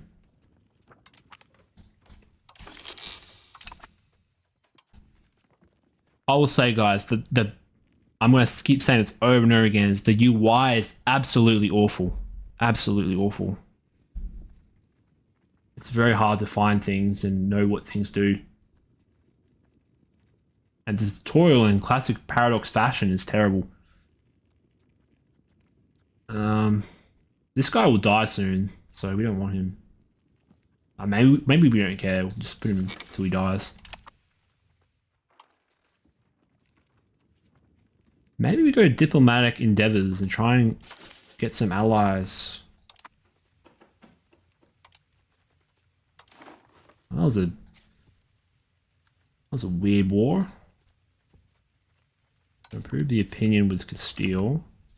Improve opinion with them. And basically we'll improve opinion with people who aren't aligned with France. What about you? Do you hate France?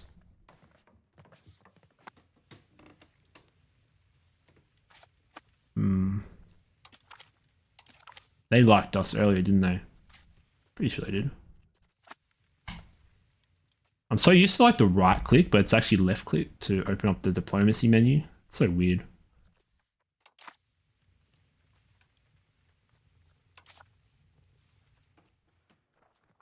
And why are they like the buttons so huge in this game? I just don't understand. Like, you don't need to make these huge, like, I don't know, it's just weird. I'm sure the UI will be improved with future updates. What else we got? So I want the ban of export, so that gives us more money. We make a rival. Might as well rival Bohemia because they always like rivaling us for some reason. Yeah, can have better education, military education. We will get organized religion because of the literacy. We'll give out reform for... Maybe we want more diplomatic stuff. Nah, more crown power. Because yeah, that crown power, if we can get that up, that gives us more tax efficiency. And now we have to manage our balance here. Huh. So we're going to like decrease the taxes like a little bit. Increase our minting because we get some extra cash. We'll spend some into stability and see how that goes. And what did I say I was going to do? I was going to, yeah, build. I was going to build ships earlier. That's what I did at the start of the game. So how do I do that again? Navies, build ships. Because we need to have naval supremacy. Otherwise, we're fucked. We can get 73 ships eventually. And what's our market looking like?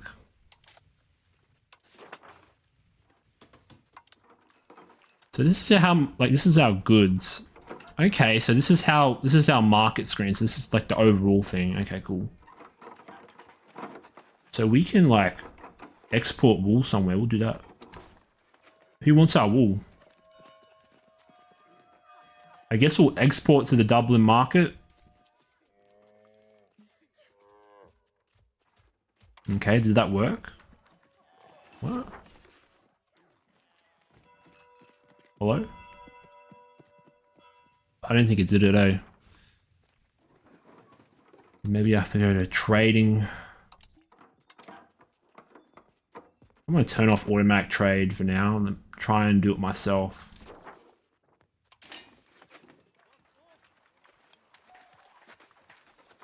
So export wool. How do I... There we go. That's how you do it. You click the actual thing instead of the country. Oh, okay. Finally. I'd figure that out. Wow. Alright, so we're exporting some wool because we have a huge surplus, which makes sense because Britain or UK was a very huge wool producer.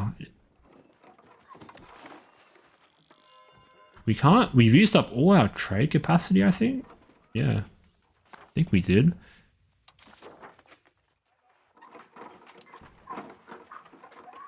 People want wild game, bro.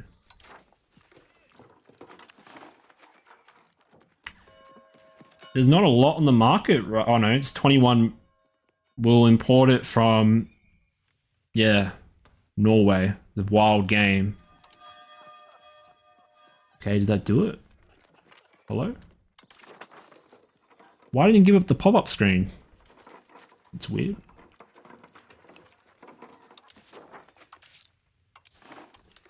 It's very much like Victoria 3 trade, which is one thing I did like about Victoria 3. Like Victoria trade was pretty interesting because you actually had trade routes and like physical trade routes instead of everything teleporting everywhere. I'm wondering if you can like raid trade routes in this game. I think so. What am I doing? Turn off the automatic trade. Oh. Very much like Victoria 3. So are we importing it? Hello? Maybe we build some wild game as well. We got one province. How much does that make? We only build 2. It'd be interesting to see like how people do the trade and production side of things in this game. I wonder what like a good I wonder what a good RGO is, you know? Like what should you spam, you know? You got some wheat production, maybe build some of that. Because we need like, what does this mean? Good demands. Does that mean there's -8 we need, or no, -3? So I need 4 wheat. So give me wheat. Okay, so it's probably more efficient for me to like spread out my construction. So like it builds faster. That makes sense. And build it close to our capital as well. Okay, let's see if we can deal with France. Again, maybe fight them early this time because it's guaranteed. Might as well fight them early.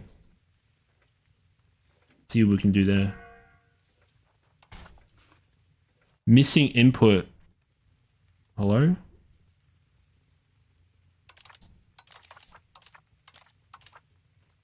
Oh, so if you click through it, it shows you the different markets that you're missing. Okay, that's cool. So we're missing tar. But what do we use tar for? Like, what is tar used for? Like, is it really important? That's my question. I don't think so. It doesn't tell me. Usually in Victoria 3, if you clicked on the good, it'd tell you the production chain. But in this, you have to like dig through menus to find out what it's used for. Wait, I click on that and then that's weird. So if I click on that, it tells me all the stuff there, I think. Or no, it doesn't. It tells me like the pops have that. Oh, and then this is what tells me what's consuming it. So yeah, I think that's how it works. You gotta update to see what I'm in. But who cares if I'm missing out on whatever that is?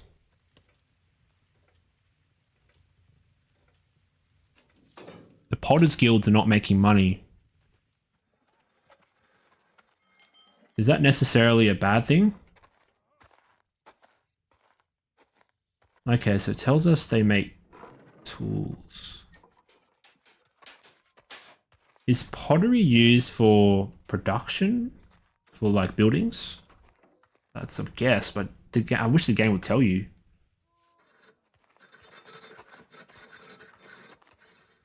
Basic industry. It's a shame it doesn't tell you what pottery is used for.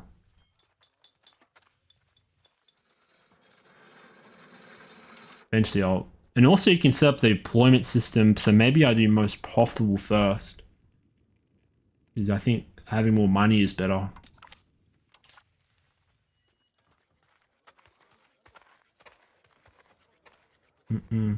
Oh, I see. So this is showing me what's not profitable right now. But what is making them unprofitable? Like, what is... Like, the game should tell you that, but it doesn't tell you.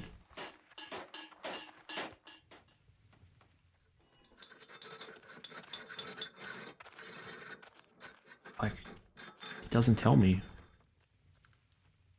Like, there's masonry available? Wait, is that... It has... It says I have 19.7 in the market. That doesn't make sense. To build the naval supplies. What? So why is it saying it? Oh, because it's not profitable. Okay. So they actually do have the stuff, but it's not making money. Alright, so we're going to fight the French now.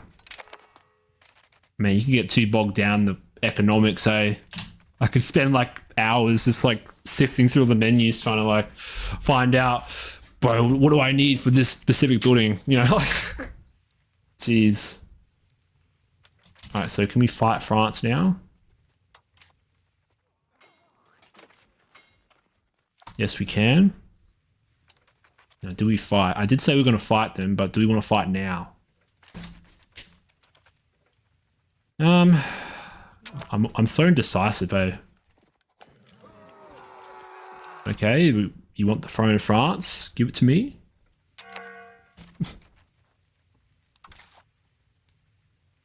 We lack employees in London, but I don't think there's anything I can do about that. Like, we don't have enough soldiers, it says. Yeah. Because in Victoria 3, you had like a thing like where you have decrees and you can like attract people to that province to like fill that void. But I don't think that's a thing in this game. I think you only have your cabinet. Like you only have these people. So, yeah. I assume people are going to migrate there eventually. Bohemia wants to fight. Very nice.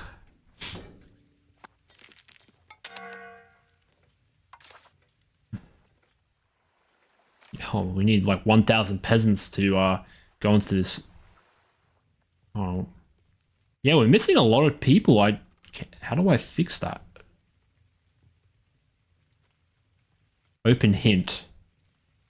Here we go. If I click on hint, it tells me.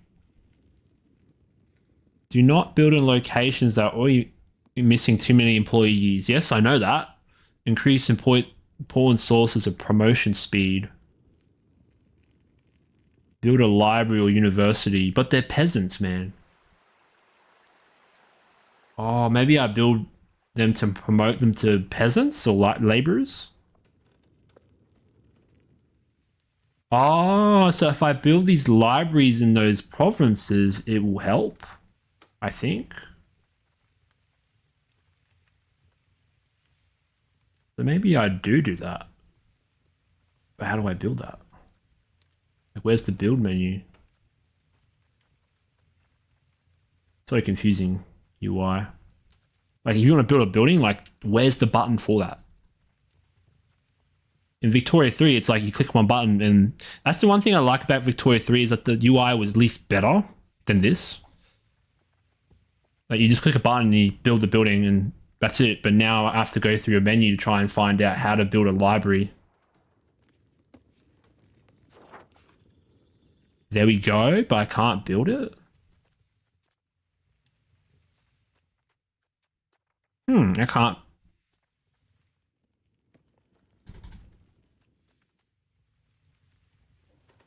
Why can't I build it? What?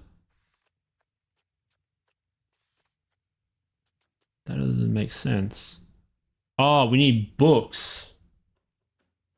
But then we have to make books. So how do we make books?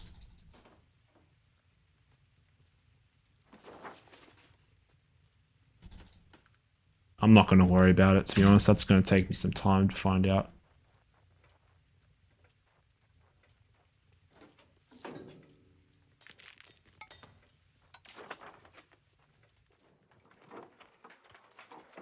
Pottery.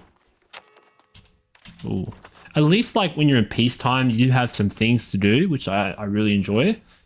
Instead of just like in EU4, you're just like staying there waiting for your resources to tick up, like all your mana. That's one thing I like about EU5 at the moment is that there's way more things to do in peacetime. Again, why are these Irish lords? They want to marry... just buzz off.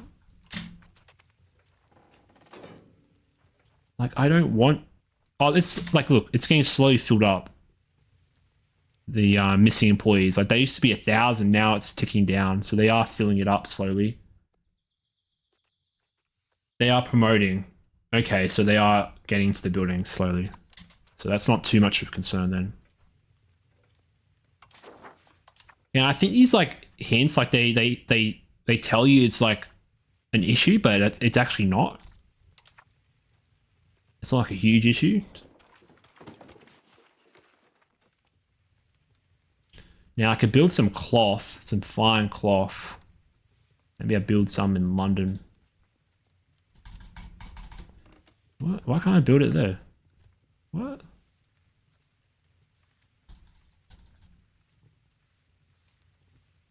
Maybe I don't have any building materials for it.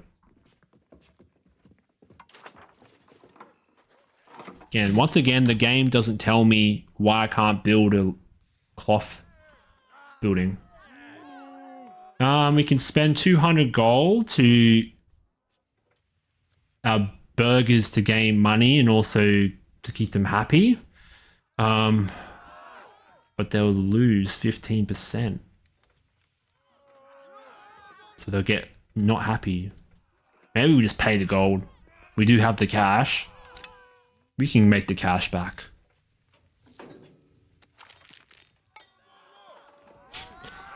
Oh, this is a new event. I'm not going to try and pronounce that. A papal notary alleges that King Edward, our former king, thought to have been brutally murdered by the vile Mortimer in Dynasty. In fact, he's still alive. Oh, okay. Yeah, Mortimer is like a English noble family, like a really powerful one. He purports that His late Majesty successfully escaped captivity and took refuge in the hermitage near San Zenza and has been living out his days as a monk.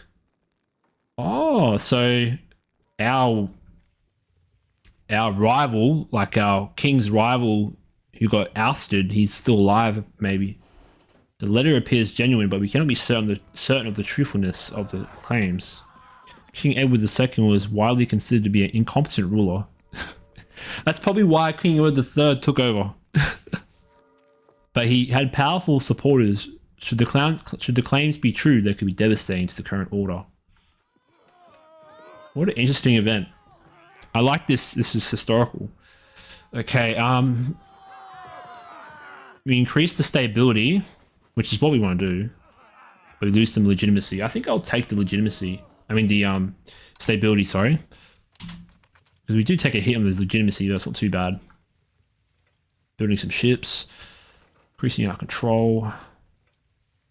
Again, this is like Crusader Kings 3. Like, they have that control mechanics. It's kind of the same, but a little bit different. This is like a weird mishmash of all different games. All different Paradox games. But I'm liking it. Even though it seem like I'm annoyed with the UI, like I think that can be fixed. Okay, so the peasants will rise up if we take that event. In 1201, King John Lackland, what a name, Lackland, granted the Charter of Liberties to the tin miners of Cornwall and Devon, which made tinners subject only to the legal jurisdiction of the chief warden and released them from the obligations of serfdom under the feudal system. This charter would continue to be updated recently with the establishment of judiciary courts and immunity to the tinners. I like the event writing in this game. It's way more better than Crusader Kings 3, where Crusader Kings 3's writing is just absolutely awful. This is like, gives me more of a historical feel, like there's telling me about the history, right? Oh, we lose two. That's pretty bad. We lose control everywhere, like in a couple provinces. I'm okay with peasants being mad for a little bit. One of our women has come of age. Nice. Pop out some kids. I don't know what purpose, like, will that help me with royal marriages? Probably.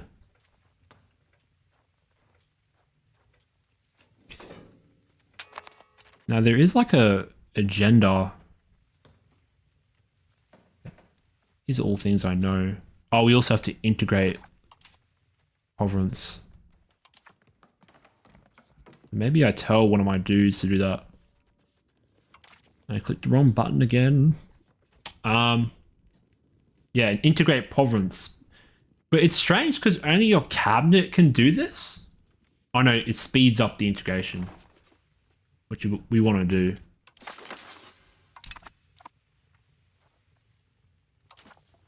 And we can take some diplomatic actions. We can offer an alliance. Again, we can offer an alliance to one of these bad boys, which we will do. How big is their army on these dudes? I did this before when I loaded the save. Now, this is Lim. Eldom of Lim. Like, where are... Like, I'm trying to click on it to, like, find out their army size. There we go. Hello? Oh, they have a small army. Not worth it. This is why I don't like playing in the HRE. It's all just like small little counties that are meaningless, that you don't want to have diplomacy with. I guess that would happen in real life. Like, would England care about what was happening in the Holy Roman Empire? I'm not sure. I don't think they would have any affairs going on there. They did have some marriages, I'm pretty sure, but other than that, like, 7 years war probably. Very interesting polity. Okay. So we got our ships ready, which is very good. Maintain naval supremacy.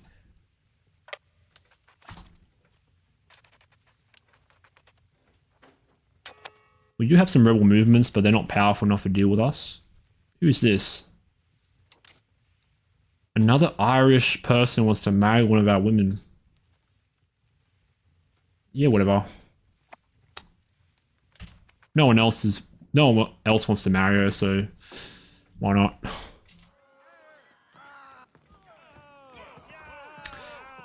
Oh, this one again. Okay, 10% religious influence then. This is slowly decreasing, so that's alright. As you can see, there's control. It is changing by 0.55%. So that's actually ticking up. So it doesn't take like too long to control up. As you can see here, it comes out like that. We can also build some roads, but roads are very expensive. Here come the French again. Here come the French. Oh no, I didn't pause. Here come the Frenchmen. Alright, let's raise the army. I'm going to put my trade on automatic because I don't want to deal with anything else while I'm doing this. Because the game's already micro intense as is. I don't think you want to see me fiddling with trade while I'm doing a war, so is this the right button? Oh, it was already automated anyway. We used up all our trade capacity anyway. Alright, let's raise the army. Raise all levies.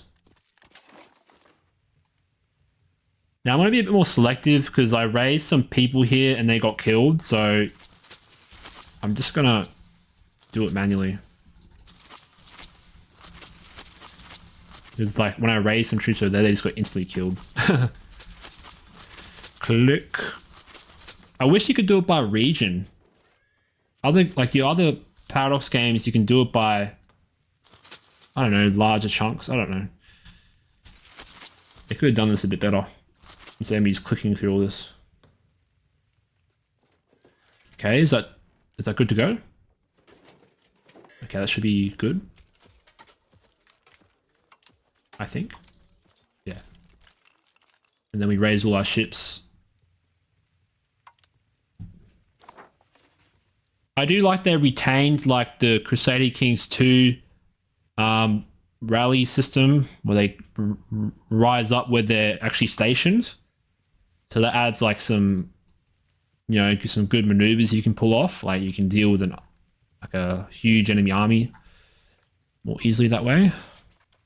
All right, so we've got to gather everybody on the ships for the expedition. I think the play to go to Aquitaine is still good. I just stuffed up in terms of my flanks. That's literally what lost me the game. Is I didn't set up the army beforehand.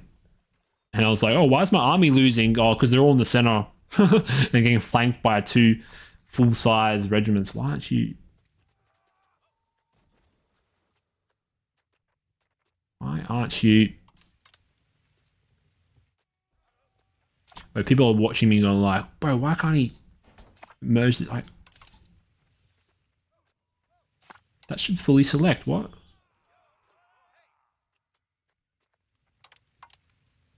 That's why drag select, it does not select. What?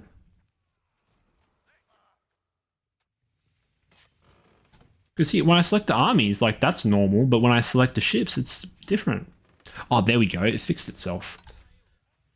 I think there's still some bugs in this game. All right. Is there like a select all button? All units. Guess I can just drag select. Again, people say, oh, the micro is too much, bro. This is like half the game. The warfare element. Like, sure, managing your economy is fun. But, you know, this game is all about empire building. And if you don't have a good warfare system that's, you know, you have control, then it kind of gets boring. Alright, no, I didn't select everybody. Again, I wish with the flat map mode, they actually showed the arrows, because it's kind of hard to tell if your units are moving. They did show some there, but like when I did it before, it didn't show. Alright, let's get everybody. Again, there is control groups in this game, which is interesting. Alright, how's Aquitaine doing? Okay, they're holding out. Historically, if England had some amazing victories against France, that's why we, you know, should win technically, but you know, it's not a historical game, but like we could lose.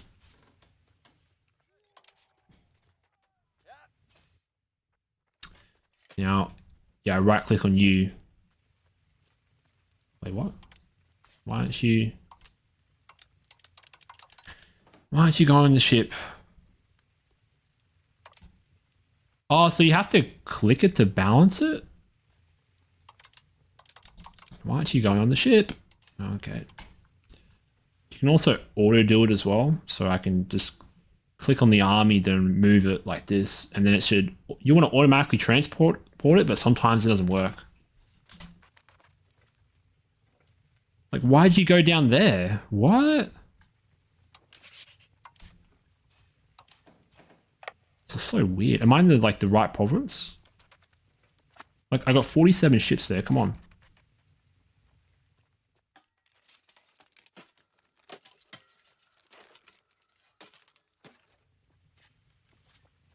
This game is weird.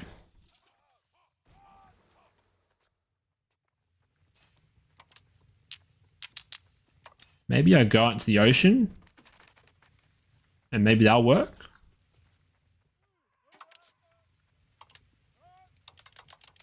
Ooh. I want to go onto the ship, not... This is way harder than EU4 controls, man. It's like, in EU4, it's super easy. Here I'm trying to fiddle around with the ships, like that's the ships, like get on it.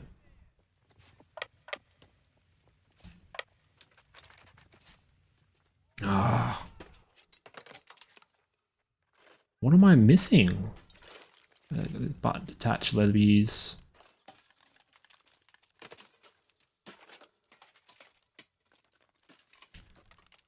Oh, that's so dumb. I'm wasting precious time. Can you please go? Thank you. Wow. That must be a bug, man. That must be a bug.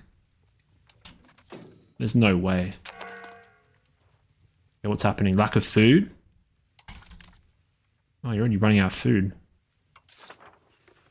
I don't care about the market right now. We got some diplomatic options, but we can offer a guarantee, but not sure if I want to defend somebody here. We're like doing a drive-by down the English Channel. We just like killed some Normandy ships. But this is England gameplay right now. Okay, so they're sort of crowding around. I'm hoping I could just deal with all these little stacks and just mop up this before they come in full force. I'm just mopping up all their navy along the coastline. Okay, let's see how huge this army is. Okay, our army is here. Hello? Okay, they're still moving.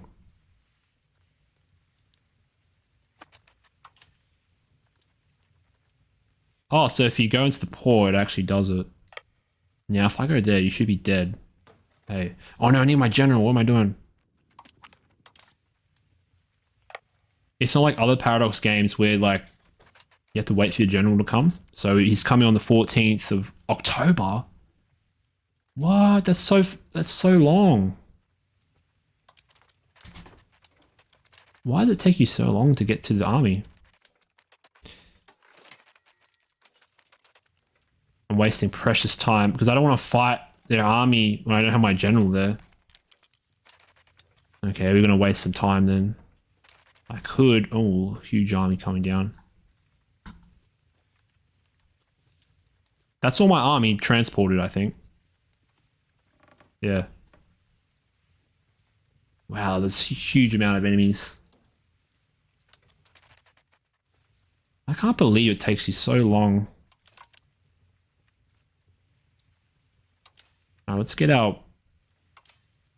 Why are you by yourself? What? Were you always there? Okay. Our general's taking his sweet time to get there. So 14th of October is when our king's going to get here to lead the army. Ah, you're on. How goes the fight? I lost the last war and I had to reload a save because I didn't understand the military mechanics. Because there's this whole, like, flank system and, like, it didn't auto set up. Like, here it's done the auto setup where it's actually formed up the flanks. I didn't have to do anything, but it did it by itself. But yeah, I had to load a save and restart because I just got murked. I usually don't do that. I usually play my games to the end, but like that was a huge misstep in terms of the game. So that's why I reloaded. I think I could have won that battle if I just didn't, you know, had the army set up right. Come on, you fat king, get in there. Jeez, like we're wasting so much time waiting for this general to get here. Because if we don't, then it's going to be like, you're going to get less combat. Okay, we're going to kill this army. The Battle of Berlin. Is that a French name? We got another son on campaign. Nice. They did it when he went to war. All right, cool. We're in the Battle of Berlin. Let's see how this goes. I like to slow it down, watch the combat. Our army is, yeah, we're on the field right now. It's a good roll. Look at this. We're doing pretty well, even though we're rolling pretty badly in terms of the dice rolls. Okay, they fully deployed their army. Oh, there's 20,000. Oh no. The French are homing in on our position. I did not expect this battle to go on for so long, eh? Come on, finish them, finish them. Yeah, we finished them. Okay, cool. It appears that King Edward has gained the hardy warrior trait. Oh, that's sick, man. So they actually get like XP or like abilities when they fight. That's sick. It's like Crusader Kings. The game tells us that we'll win the fight. We have a stronger army. At terrains that we'll sit tight and fight this French army. Come on. So we'll get our morale back up. Come on, come on. Attack us. Is he moving in? Yeah, he's moving in. Yeah, he's coming after us. Cool. All right. Ooh. Okay, we got more troops on the front. That's good. Our troops must have more initiative than the French. But they're starting to get the heavy cav in, or the cavalry. The famous, oh god, there's so many coming in right now. Our right flank is getting hammered. Oh. We have like double their numbers, come on. Like I know like they're Frenchmen, bro, but like holy crap, this is a close battle. Come on. I know you can do this. This is a huge battle. Battle of Berlin. Oh, look at this. Wow. They have the better bonuses too. They got 18%. We're rolling pretty good though. Look at our dice rolls. Come on. I know you can do this. We might break the center. We might break the center. Here we go. Yeah. Come on. King Edward leading the battlefield. We've broken the center. We've broken the center and they've collapsed. They've fully collapsed. How many casualties do we... Oh, wow. We inflicted way more casualties than... That's good. That was a good battle for us. What an amazing battle. Even though they came in like in huge numbers, we were able to fight them off pretty well. Okay, let's try and capitalize on this. Should we try and chase them down? I think we go after this 10k stack. That gave us 25% war score, just that alone. I like that because it makes battles more decisive. You know, like I'm not getting like 2% war score for winning a battle, you know, like a huge battle. Holy crap. All right, 32,000 men marching down. Is our army in good order with the formations? Yes, they are. Is there any benefit for me shifting this around? We have to be fast here and deal with all these enemy armies. I feel like our armies are more professional than the French. It seems like that way anyway. Because we had like even numbers there and I would just like continually fight them very well. Alright, this should be a mop up, hopefully. I think we will cover some morale after this, or organization. Yeah, it's morale. It's not organization. Hopefully we don't lose this. Because we are suffering on morale a little bit. But we have broken through the center, so that should be easy mop up. Come on. Yeah, okay, cool. Alright, then we're going to recover some morale. I could split the sack right now. But, you know, there's a fog of war element. And it's... You want to be careful about that. I might as well bring up these 300 dudes. Every man counts. We'll cover the morale of our troops here. All right, this is a good run. This is a good run. 30% war score. As you can see, look at the number ratio here. I have 44,000 men versus 100k. Like, that is not good odds in terms of numbers, but their army is very strong out right now. Like, I don't think the AI is that good in this game. Like, they're just all strung out, and I'll go off this little stack here, can I? Hello? What are they doing? Oh, they're running that way. Okay. We'll go off of this small army over here then. Every soldier counts. Because once they're dead, they're dead. It's not like EU4 where I can just, you know, get them from endless supply of manpower. Or it's not endless, but in EU4 it's a bit more gamey. But in this, it's like every pop is in your army, right? And you're fighting. Come on. Kill this army. The Battle of Bayonne. Yeah, just easy mop up.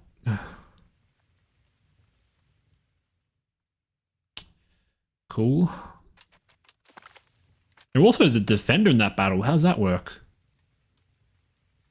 Why did it say it was the defender? We attacked them. What the heck? Alright, we're trying to reclaim some of the lands here. I don't know what France is doing. Like, who are they fighting right now? They're just fighting me. And they're not coming for me. Maybe they're just recovering.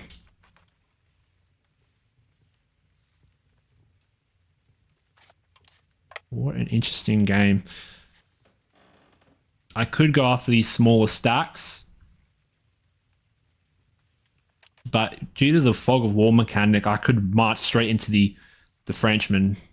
I could. So I can't really see anything over here. So they might be just standing there. I don't know.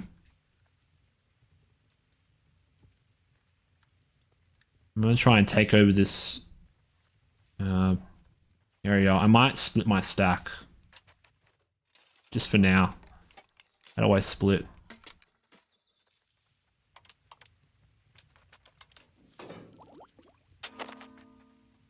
Yeah, binary byte. The AI is kind of bad. Not gonna lie. Like, I thought in EU4, if this was France, like, I'd be swarmed. I'd be swarmed right now, but they're taking their sweet ass time to come on my position right now. And that's good for me because I can just mop them up. Now I'm looking to split the army so I can take over this land faster. Like, I heard that it was medical before coming to it. Hopefully they can improve the AI, but why is the AI trash when you've had all this experience making EU4 and then you lose all that experience? Like, I guess they were making a new game and they couldn't make the same AI. So maybe that's why. Alright, let's see if we can get some land here. Might even split up my army further to take over the lands. Bit of a risky thing, but I need to retake this land. Also, I'd like to make a move on this army soon. Speed up the time a little bit. To speed 3, I think.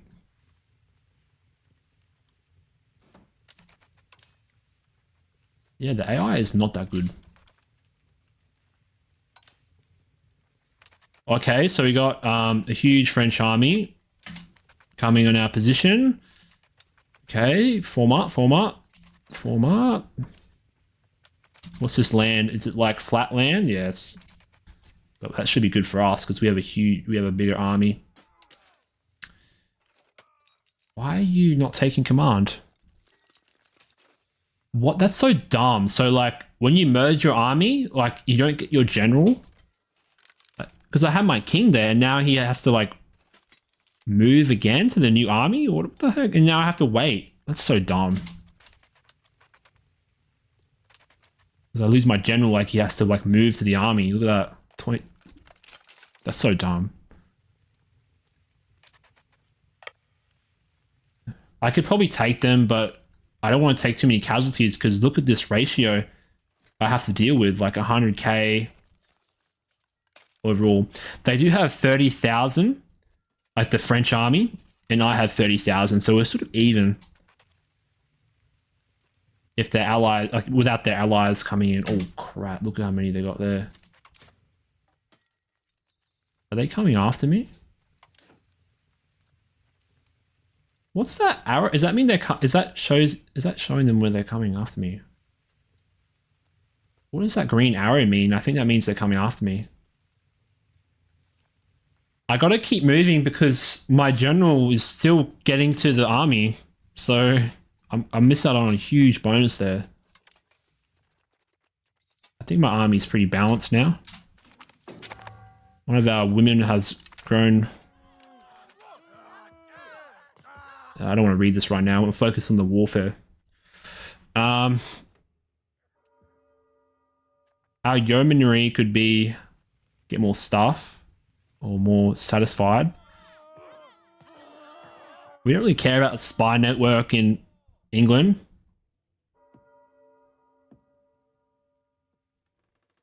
I think a lot of the old devs are leaving already, left for the past couple of years, which is plausible considering the state of the game industry. I would not be surprised if the people who made EU4, they're not in the... They didn't make this game. I'm pretty sure it's the new people. Because look at the UI, it's all different. Like, the UI has just been all changed. Like, you think they would have some experience, you know? Like, they know like what a good UI is. Like, the UI is not that bad, but it's very clunky. Very clunky. Especially for your economic management. But I'm willing to give them a pass because it is a fun game. Like, I'm finding the warfare pretty fun right now. Even though the AI is not that good. Must befall the clergy. I'll take the money. Yeah, I'll take the money. Why not? I need the money. Come on, where's our general? Get here, you fat fuck. Come on. 22nd of January, that's so long. That cost me so... They're bearing down my position.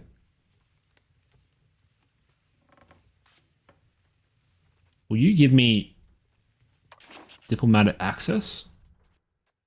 Hello? Yes, they will. Let me in.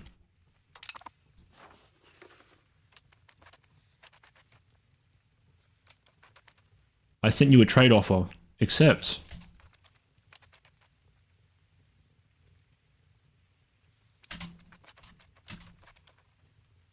Oh, there's a huge presence in the north right now.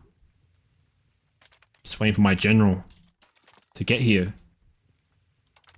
That's so stupid though. Like, you merge your army, then you lose the general that was commanding one of the armies, and now you have to wait like a month or two for your general to get there. It's like, your general is already there. Like, that doesn't make sense. Again, just classic paradox jank. Alright, we've got a battle going on. I think this will be a good engagement. Yeah, we're flooring them. They did get all their dudes on the front line. What is this flatland? Yeah, we're winning. This is good for us. I do like we're getting like war score from just battles only. Because we need it. Wow, they got unlimited manpower. Like, look how many I killed there, bro. Alright. Yeah, the casualty numbers aren't huge like EU4, so they're much more low-key. So again, there's more battles to fight.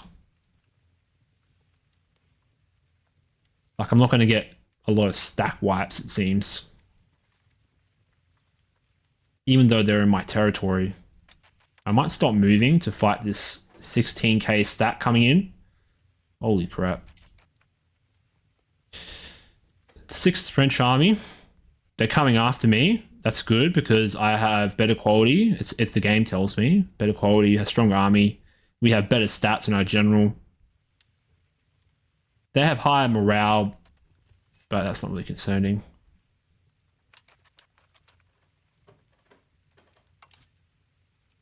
We should be able to win this. The game says I should win. But the AI wants to the AI thinks it can win, bro.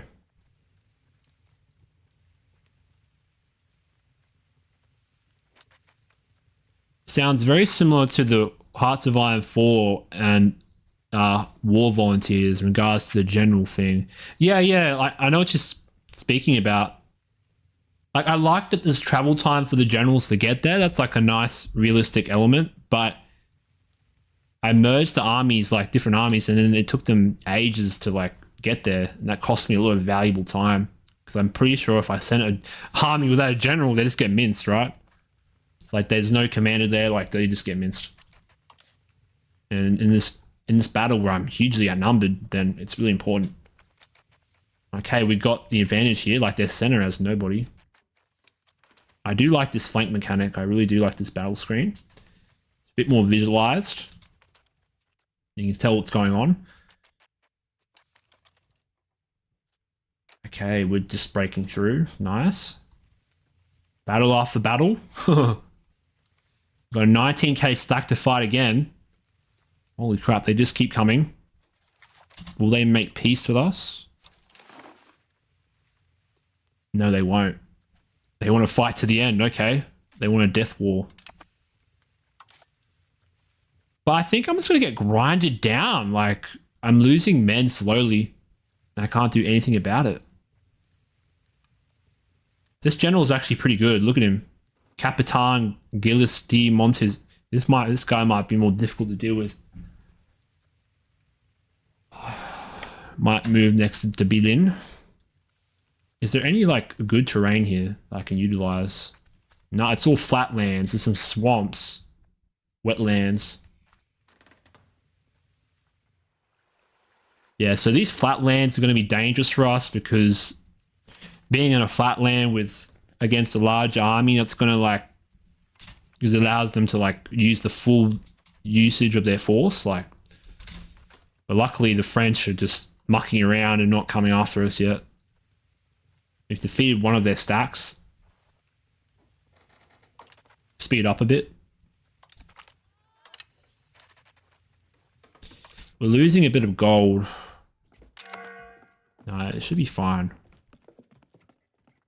We haven't taken any loans yet. I do like EU5s. They brought back the sliders. Because, yeah, like previous Paradox games, they hate sliders.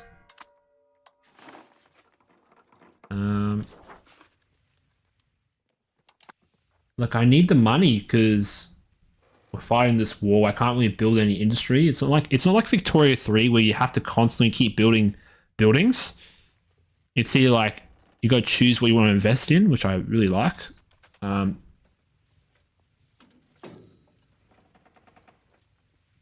Like I already like that we don't have like a global build queue like Hearts of Iron 4 where like we're just constantly building stuff.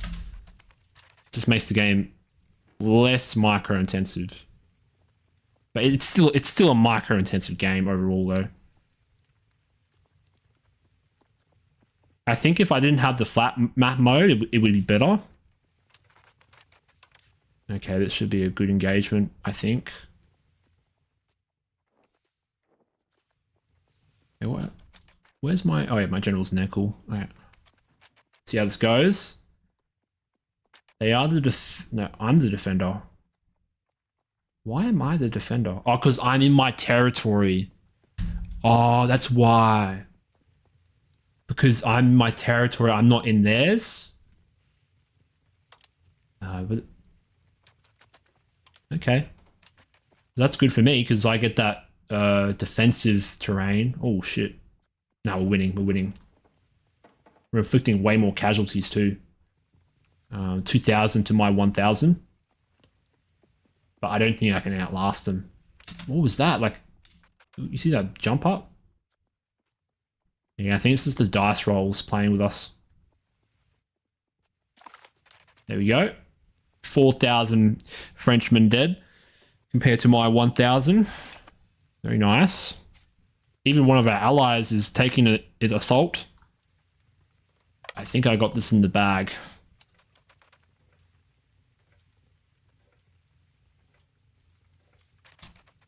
Another French army. They keep walking into my armies. Wow, the AI is pretty bad in this game. It just I guess like there is some merit to it because they know that I have less manpower to draw upon. So maybe that's their thinking. I don't know. Or maybe the AI is just terrible. We can get some research. We have unused train capacity, very small. Inefficient minting. RGO's missing employees, don't really care about that.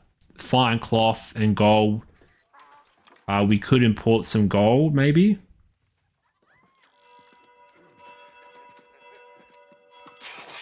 We import some gold to help with that minting.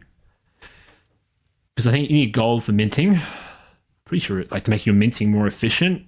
Wow, we got 50% war score. Look at that KD ratio. It's going pretty good, guys. As you can see, I'm having a way better run because I now know how the army mechanics are working. Should be very good. But yeah, this is way easier than EU4. EU4, I have to constantly be checking my army. Maybe Paradox is like, they made the AI dumber so you can manage the economy more. I don't know. Maybe.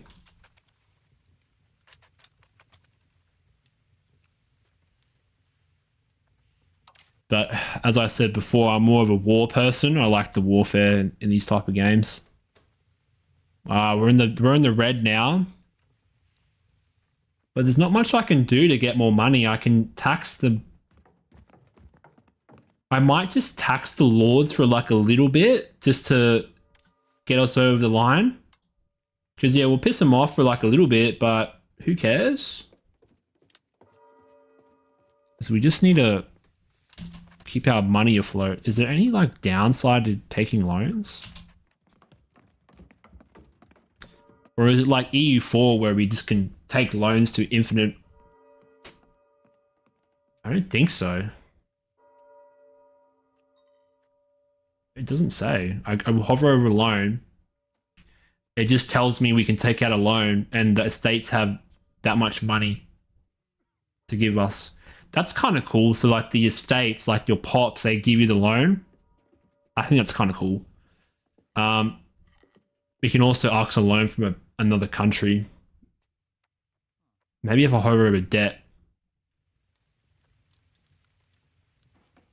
If the debt grows too large, the country goes bankrupt. So very similar to EU4, very similar. But what's the bankrupt threshold? I don't know. Doesn't say.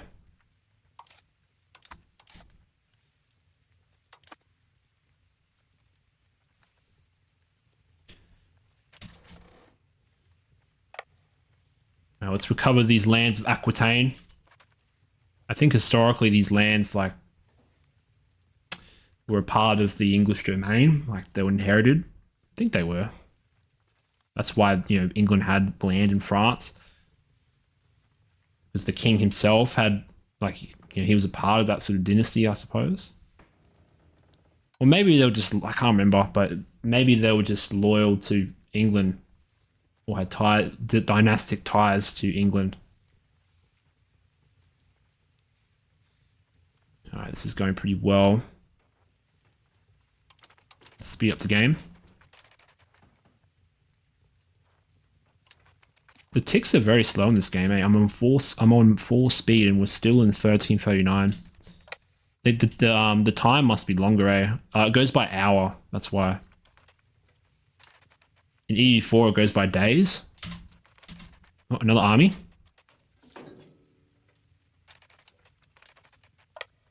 Alright, we want to deal with this army as well. going after our allies. They're very depleted at this point. Hold on. I got a 7k stack. Where are they moving to? Oh, they want to fight us again. Cool. We'll take this engagement. Come on, baby. Man, this is a very long war. The wars in this game are so long, which I sort of like, because the wars in this period did go on for a long time. All right, let's. We did lose our ally. Aquitaine took a hit, but that's okay. Now we do have a sizable enemy force here in. What is this? Paraguay? I don't know how to say French words. Perry. I'll just say Perry for short. Look, I think I'll take the risk and move in. Because we got to take those chances where we're reducing the enemy army. Oh, we've like, they used to have 30,000, now they have 21,000. They will accept peace. What will I take though?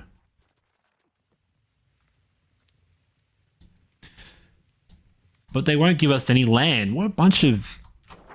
No, I'm going to fight till I get land. Like, no way.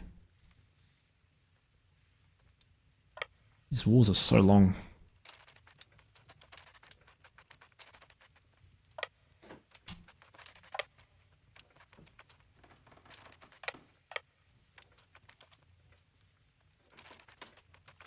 There we go.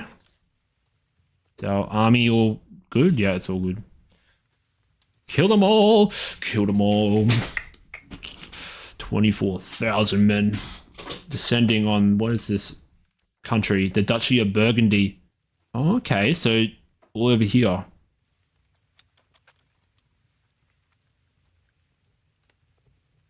Huh, they're constructing a building, but we're blocking it. Oh, the battle is stopping the building. Yeah. Easy win. Okay. What's our next objective here? Huh. Might just go for some nearby lands, or we could snake our way to Paris. Now let's just liberate these lands over here. We got a deflecting forger.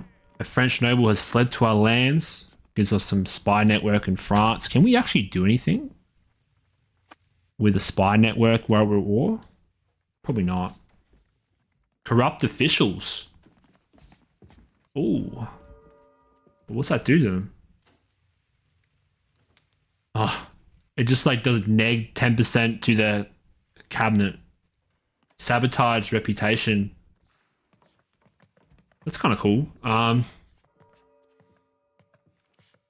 They have Casus Belli against Scotland. Who are they allied with? Oh, they're getting gushy with Castile. That's not good. Maybe we sabotage reputation with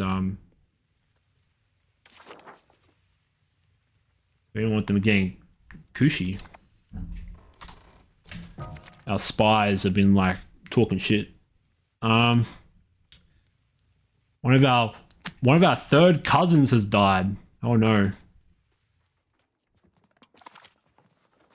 I found the dynasty screen, guys. I found the dynasty screen. I knew there was a dynasty screen in this game. I knew there was. Wow, look at this. It's a huge dynasty. So I don't think this is my dynasty though. So you click on the actual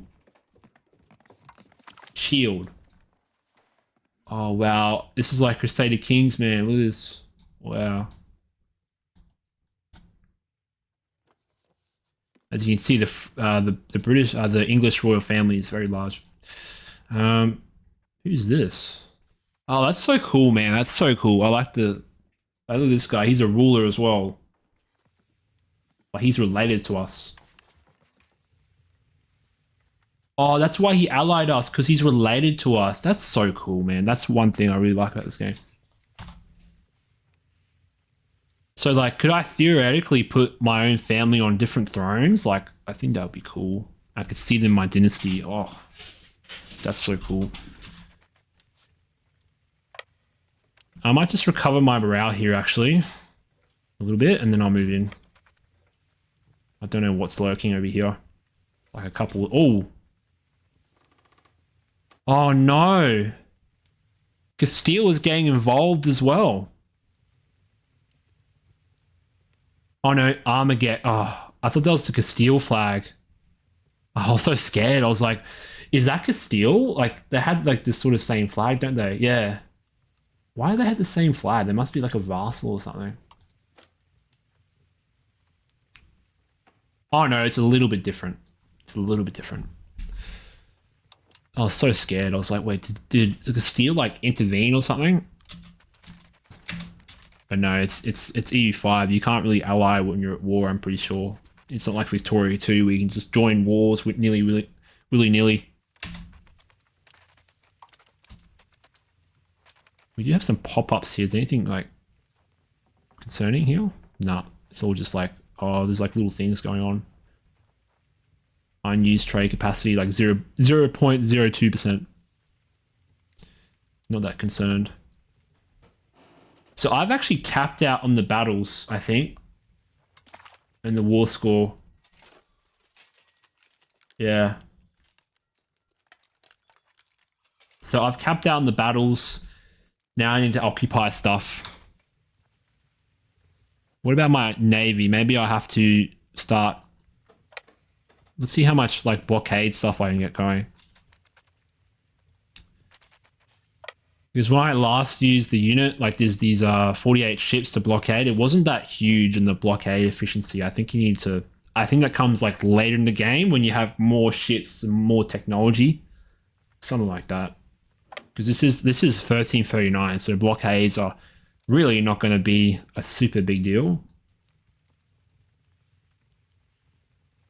I've completely annihilated the French Navy.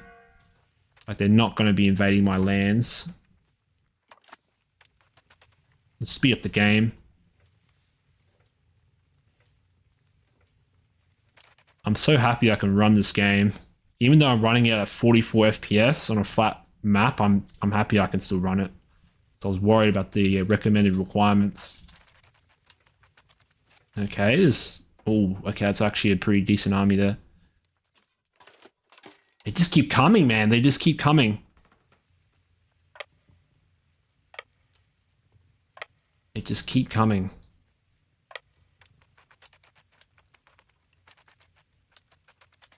I want to try and catch this army. And we'll go off this 9k stack. I don't want this to join up.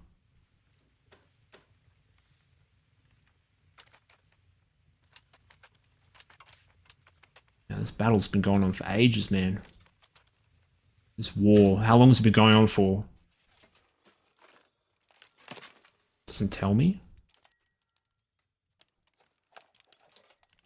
Huh, it doesn't tell me. Usually it says at the bottom in the other games that you have, like, you're going at war for that long. Because in EU4, I would have won the war by now. But it takes way longer in this game. Which is a good thing and bad thing. So we have an army that's of comparable strength moving in from the east. Now, do I fight it? The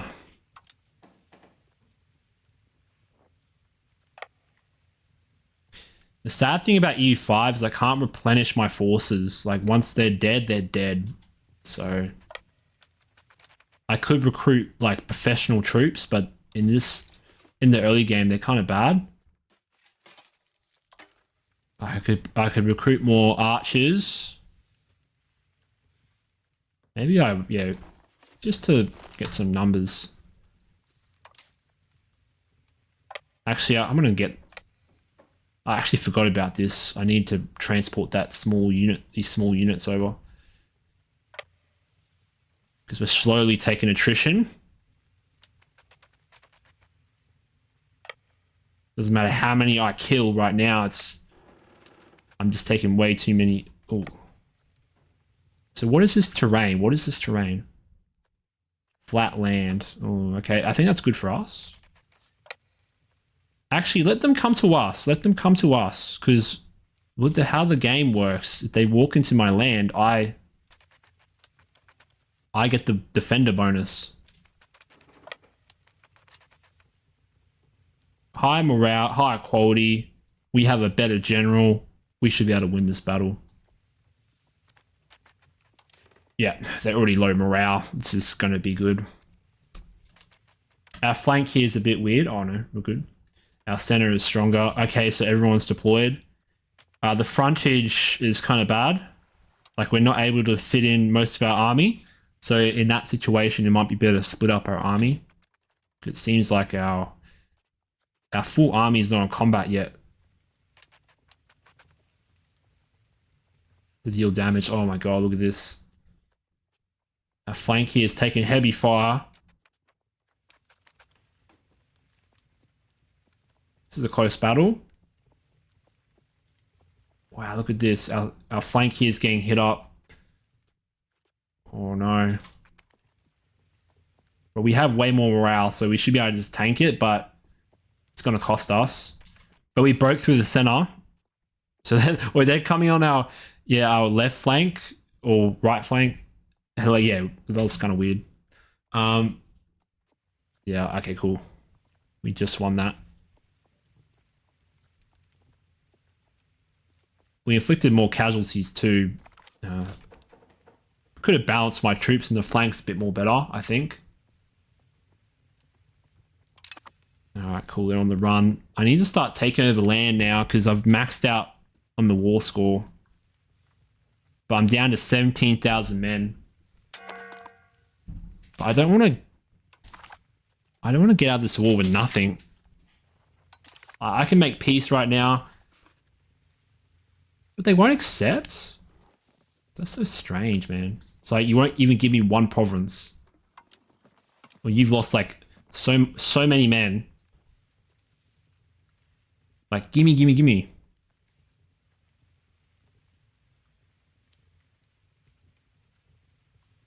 Gimme, gimme, gimme. Oh, some wine. Give me that.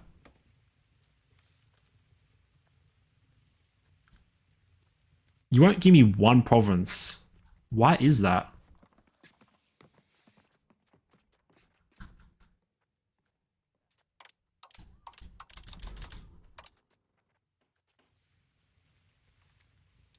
Yeah, if I was buying this game, I would hold off, because there's a lot of little things here that are very triggering. Give me some of Normandy. You won't give me anything. What a... Another thing about this game is that the AI seems to love to fight to the death. Because I've killed like half their army. And they're still fighting. So maybe I need to get 100% war score. But that's going to be difficult. This is too many. I've killed as many as I could, but I can't replenish enough. Oh, I was going to get my stuff over here.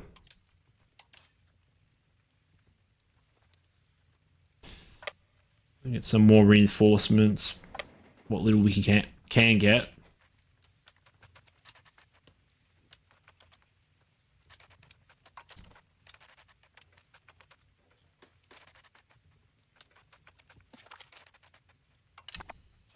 Okay, cool. We're taking over the land.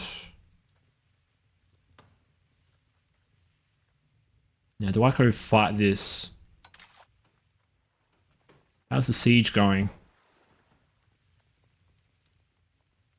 You don't have much time left, so I might just go wipe this stack. Lack of food.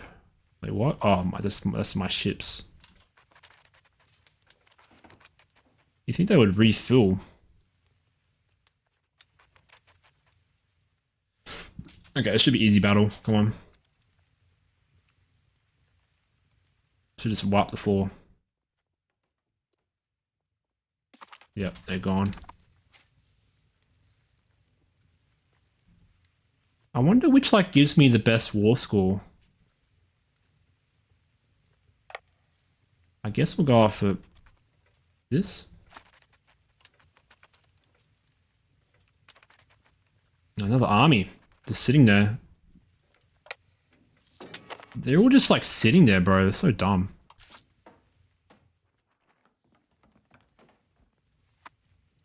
Now the estates, they still kind of like me, but I've been taxing them just to maintain my income a little bit. So I'm at war right now. It's costing me some money.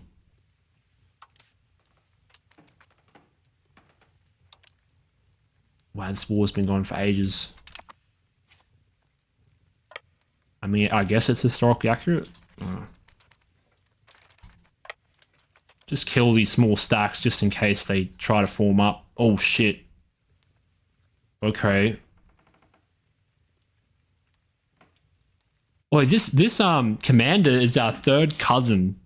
Oh, yeah, that's insane. We're fighting one of our cousins in battle. Our king's fighting. That's so cool.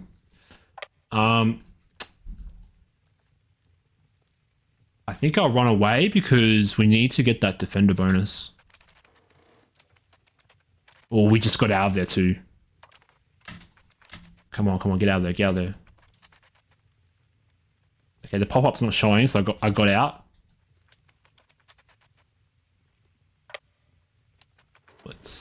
Let's see if they. So let's find some advantageous terrain.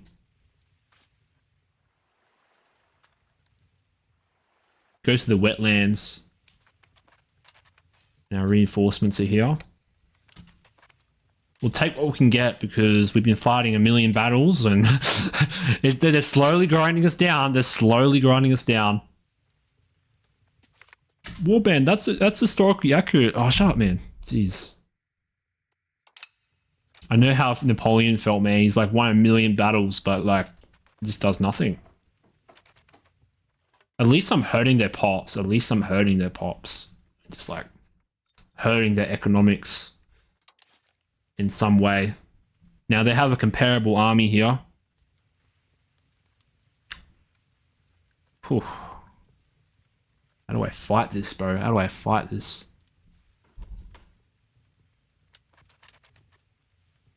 Can I not get any, like, I can't get any reinforcements. Like, is that it? I can't get anything else. Yeah. Like, what I have is what I got in this war.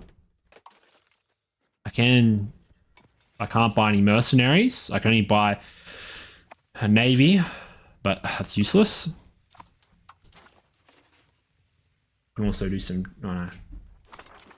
We've got a parliament meeting. We can choose the location of the parliament meeting. What the heck? What?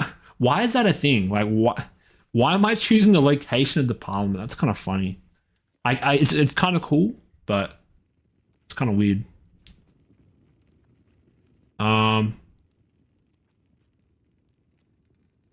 This makes our peasants happier. I think the yeomanry is that. Because this makes them happier than no. Who do I make happy here? So I do the like what they want, the estates, what they want, they might get happier. Expand road network. I don't really care about roads at the moment because they're very expensive to build. I gain 5 diplomats. I lose Liberty Desire, not too good. Maybe like getting a clergy on my side is a good idea. I don't know. Ah, fuck it. We'll make the clergy happy.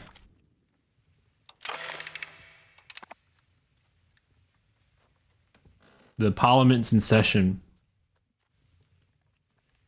I like this little mechanic because we can like ask for larger levies. Maybe we should have done that. But we have no parliament support. This is a death war, man. Now, it says I would win this battle. So let's take the risk and fight the battle.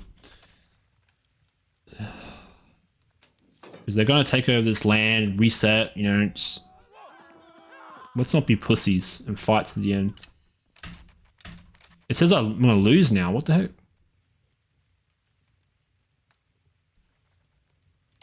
I'm playing on 4 speed, man, and it's still going. It's still going, bro.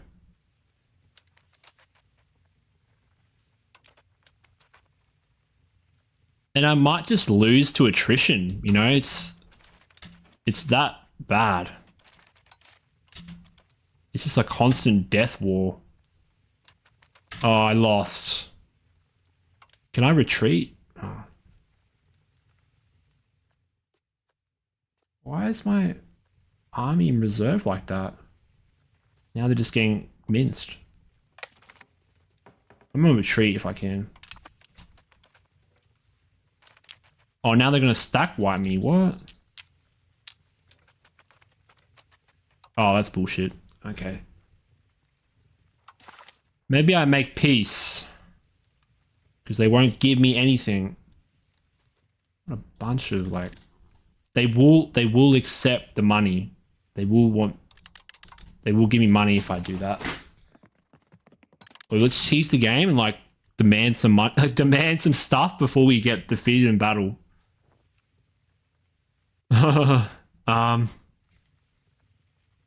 They will not give me anything. That is... Even I'm at 54%, they won't give me a single province. I mean, they declared war on me and I wasn't prepared for that. Even though I was winning every battle, I just got grinded down. It doesn't matter how many battles you win.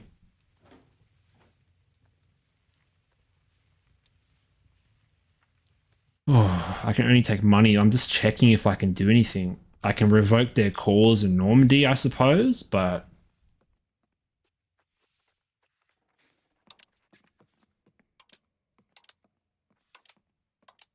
They just want to death war it out. And I'm not interested. Someone could just attack me right now and I'd just be super weak. They would release this person, but who cares?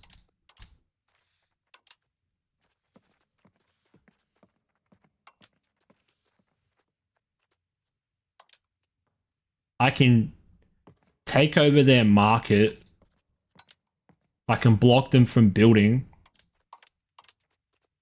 I can humiliate them. But I wanted land, bro. Like, why won't you give me a single province? You're so stingy. Hold on. You won't give me a single province when I've won every battle. That does not make sense.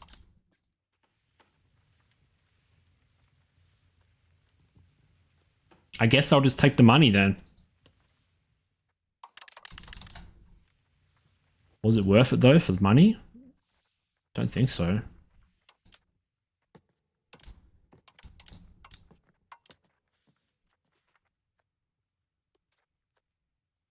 Sort by war score.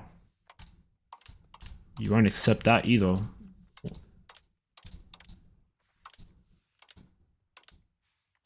Is it like an auto thing where like I can get suggested peace offer? Other treaties. That might be good. So I can annul all the guarantee treaties with Scotland so they won't protect Scotland. They pay war reparations to me and I take some gold. I think that's a good deal. Like I'm not going to win this war. Simply because the combat seems very numbers focused and I'm winning all the battles, but I'm not winning the war. It's like, it's kind of funny. I guess it's historically accurate. I feel like the Confederate States of America right now, I'm winning every battle in the early stages, but then I just get grinded down by just the sheer weight of numbers. But this must have hurt France. This must have hurt them. I'll be taking war reparations and opening to like F Scotland up. And then I'll just consolidate my position in the Isles slowly but surely. I think that's the best deal I'm going to get. Can because I'm about to lose the battle. The peace offer is enforceable. Huh. Wait, just like we stopped the fighting in between the peace? Huh. Had to be done though. That should have hurt you so much. Wow. France is OP, man. Millions of soldiers. Alright. No, but they attacked me is the problem. They attacked me. And you think that I would get more? I know, like, you know, you get more land if you go 100% war score, but yeah. It just seems a bit more harsher. You can't get more land than, like, in EU4, you could get way more land than that, or way more stuff. At least I won. I will disband the levies because it's a temporary army. What a war, man. That was a death war. At least that weakens them. How much is the reparations giving me? Hello? Where is it? Oh, 7. Oh, that's a lot of money. 797 a month. Wow. Okay, that's actually all right for us. Like compared to our other income, that's like a full tax thing. So yeah, like that was actually probably worth it. I don't know how long that goes on for. If I hover over it, will it tell me? I think it says somewhere. If I search war reparations.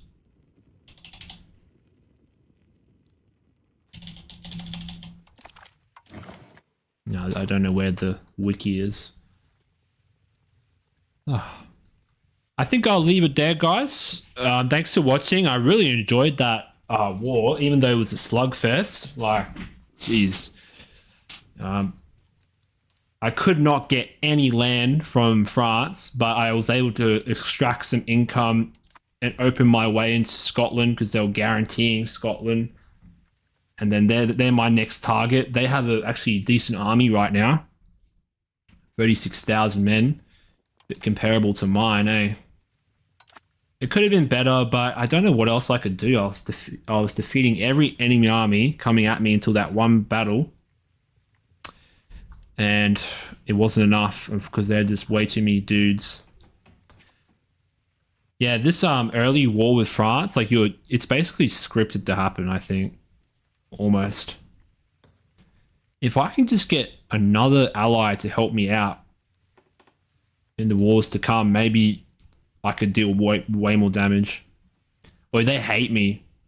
They absolutely hate me. Enemy, 100 years war, -1,000. Oh, jeez. Oh, that's so funny.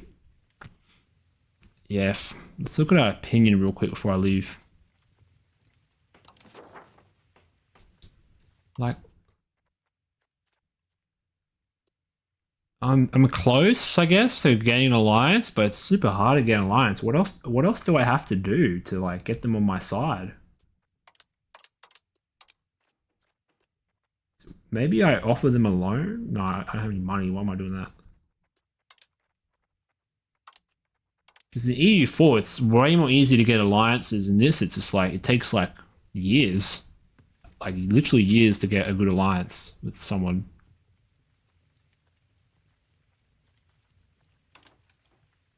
Because I think an alliance would help me there. What about you? Will you come to my aid?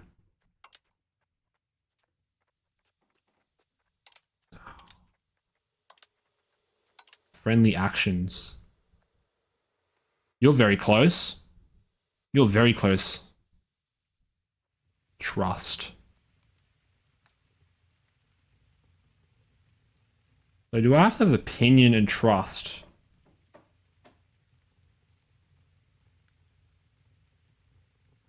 Yeah, this base -40, -22.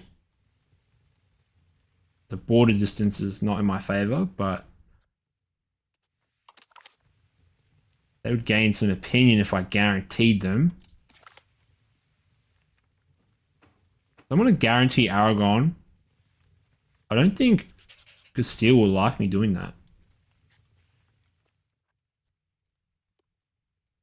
Defending our rival. That's probably... I have a bigger chance of getting Aragon on my side. Are you rivaling Castile? Yeah, that's why they're mad. Because I just guaranteed them. But then again, like, if I get Kushi with Aragon, I can stop Castile as well from getting powerful. Because eventually, great power politics, they'll turn on me eventually. Because that's what happens in EU4. They can sometimes just like break alliances and go after you. But yeah, guys, thanks for coming. I'm going to be streaming this game way more. See if I can survive longer. Try and consolidate our power over this Isles. Because I think we have way more easier chance to go after Scotland. Because they have way less vassals to deal with. Because France just have so many vassals to eat. To have like meat shields. But yeah, I'll see you guys in the next stream. Make sure to like and subscribe. Yeah, great game. Lots of little problems I have with this game. Lots of little problems, but the overall gameplay is pretty good. I think if they fix the little problems I've been noticing, like I think it'll be good. I think the performance needs work. I'm running this at 30, 40 FPS on political map mode. It's playable, but I would have liked to see in terrain mode, but when I go in the terrain mode, it's like I get 20 or 30, I get worse FPS, and it becomes unplayable. But this is totally a good game. I'm happy with it. Definitely recommend. I would say if you really like Paradox games, like this is good for you. But if you don't like bugs and little annoyances like I've come across here, they're just kind of weird. Like that general not showing up when I merged the armies together, like that was annoying. And the death wars, I think the death wars a bit too much because I was just winning so many battles and didn't seem to dent them at all. But yeah, thanks for coming, and I'll see you in the next stream, guys. Thanks for watching.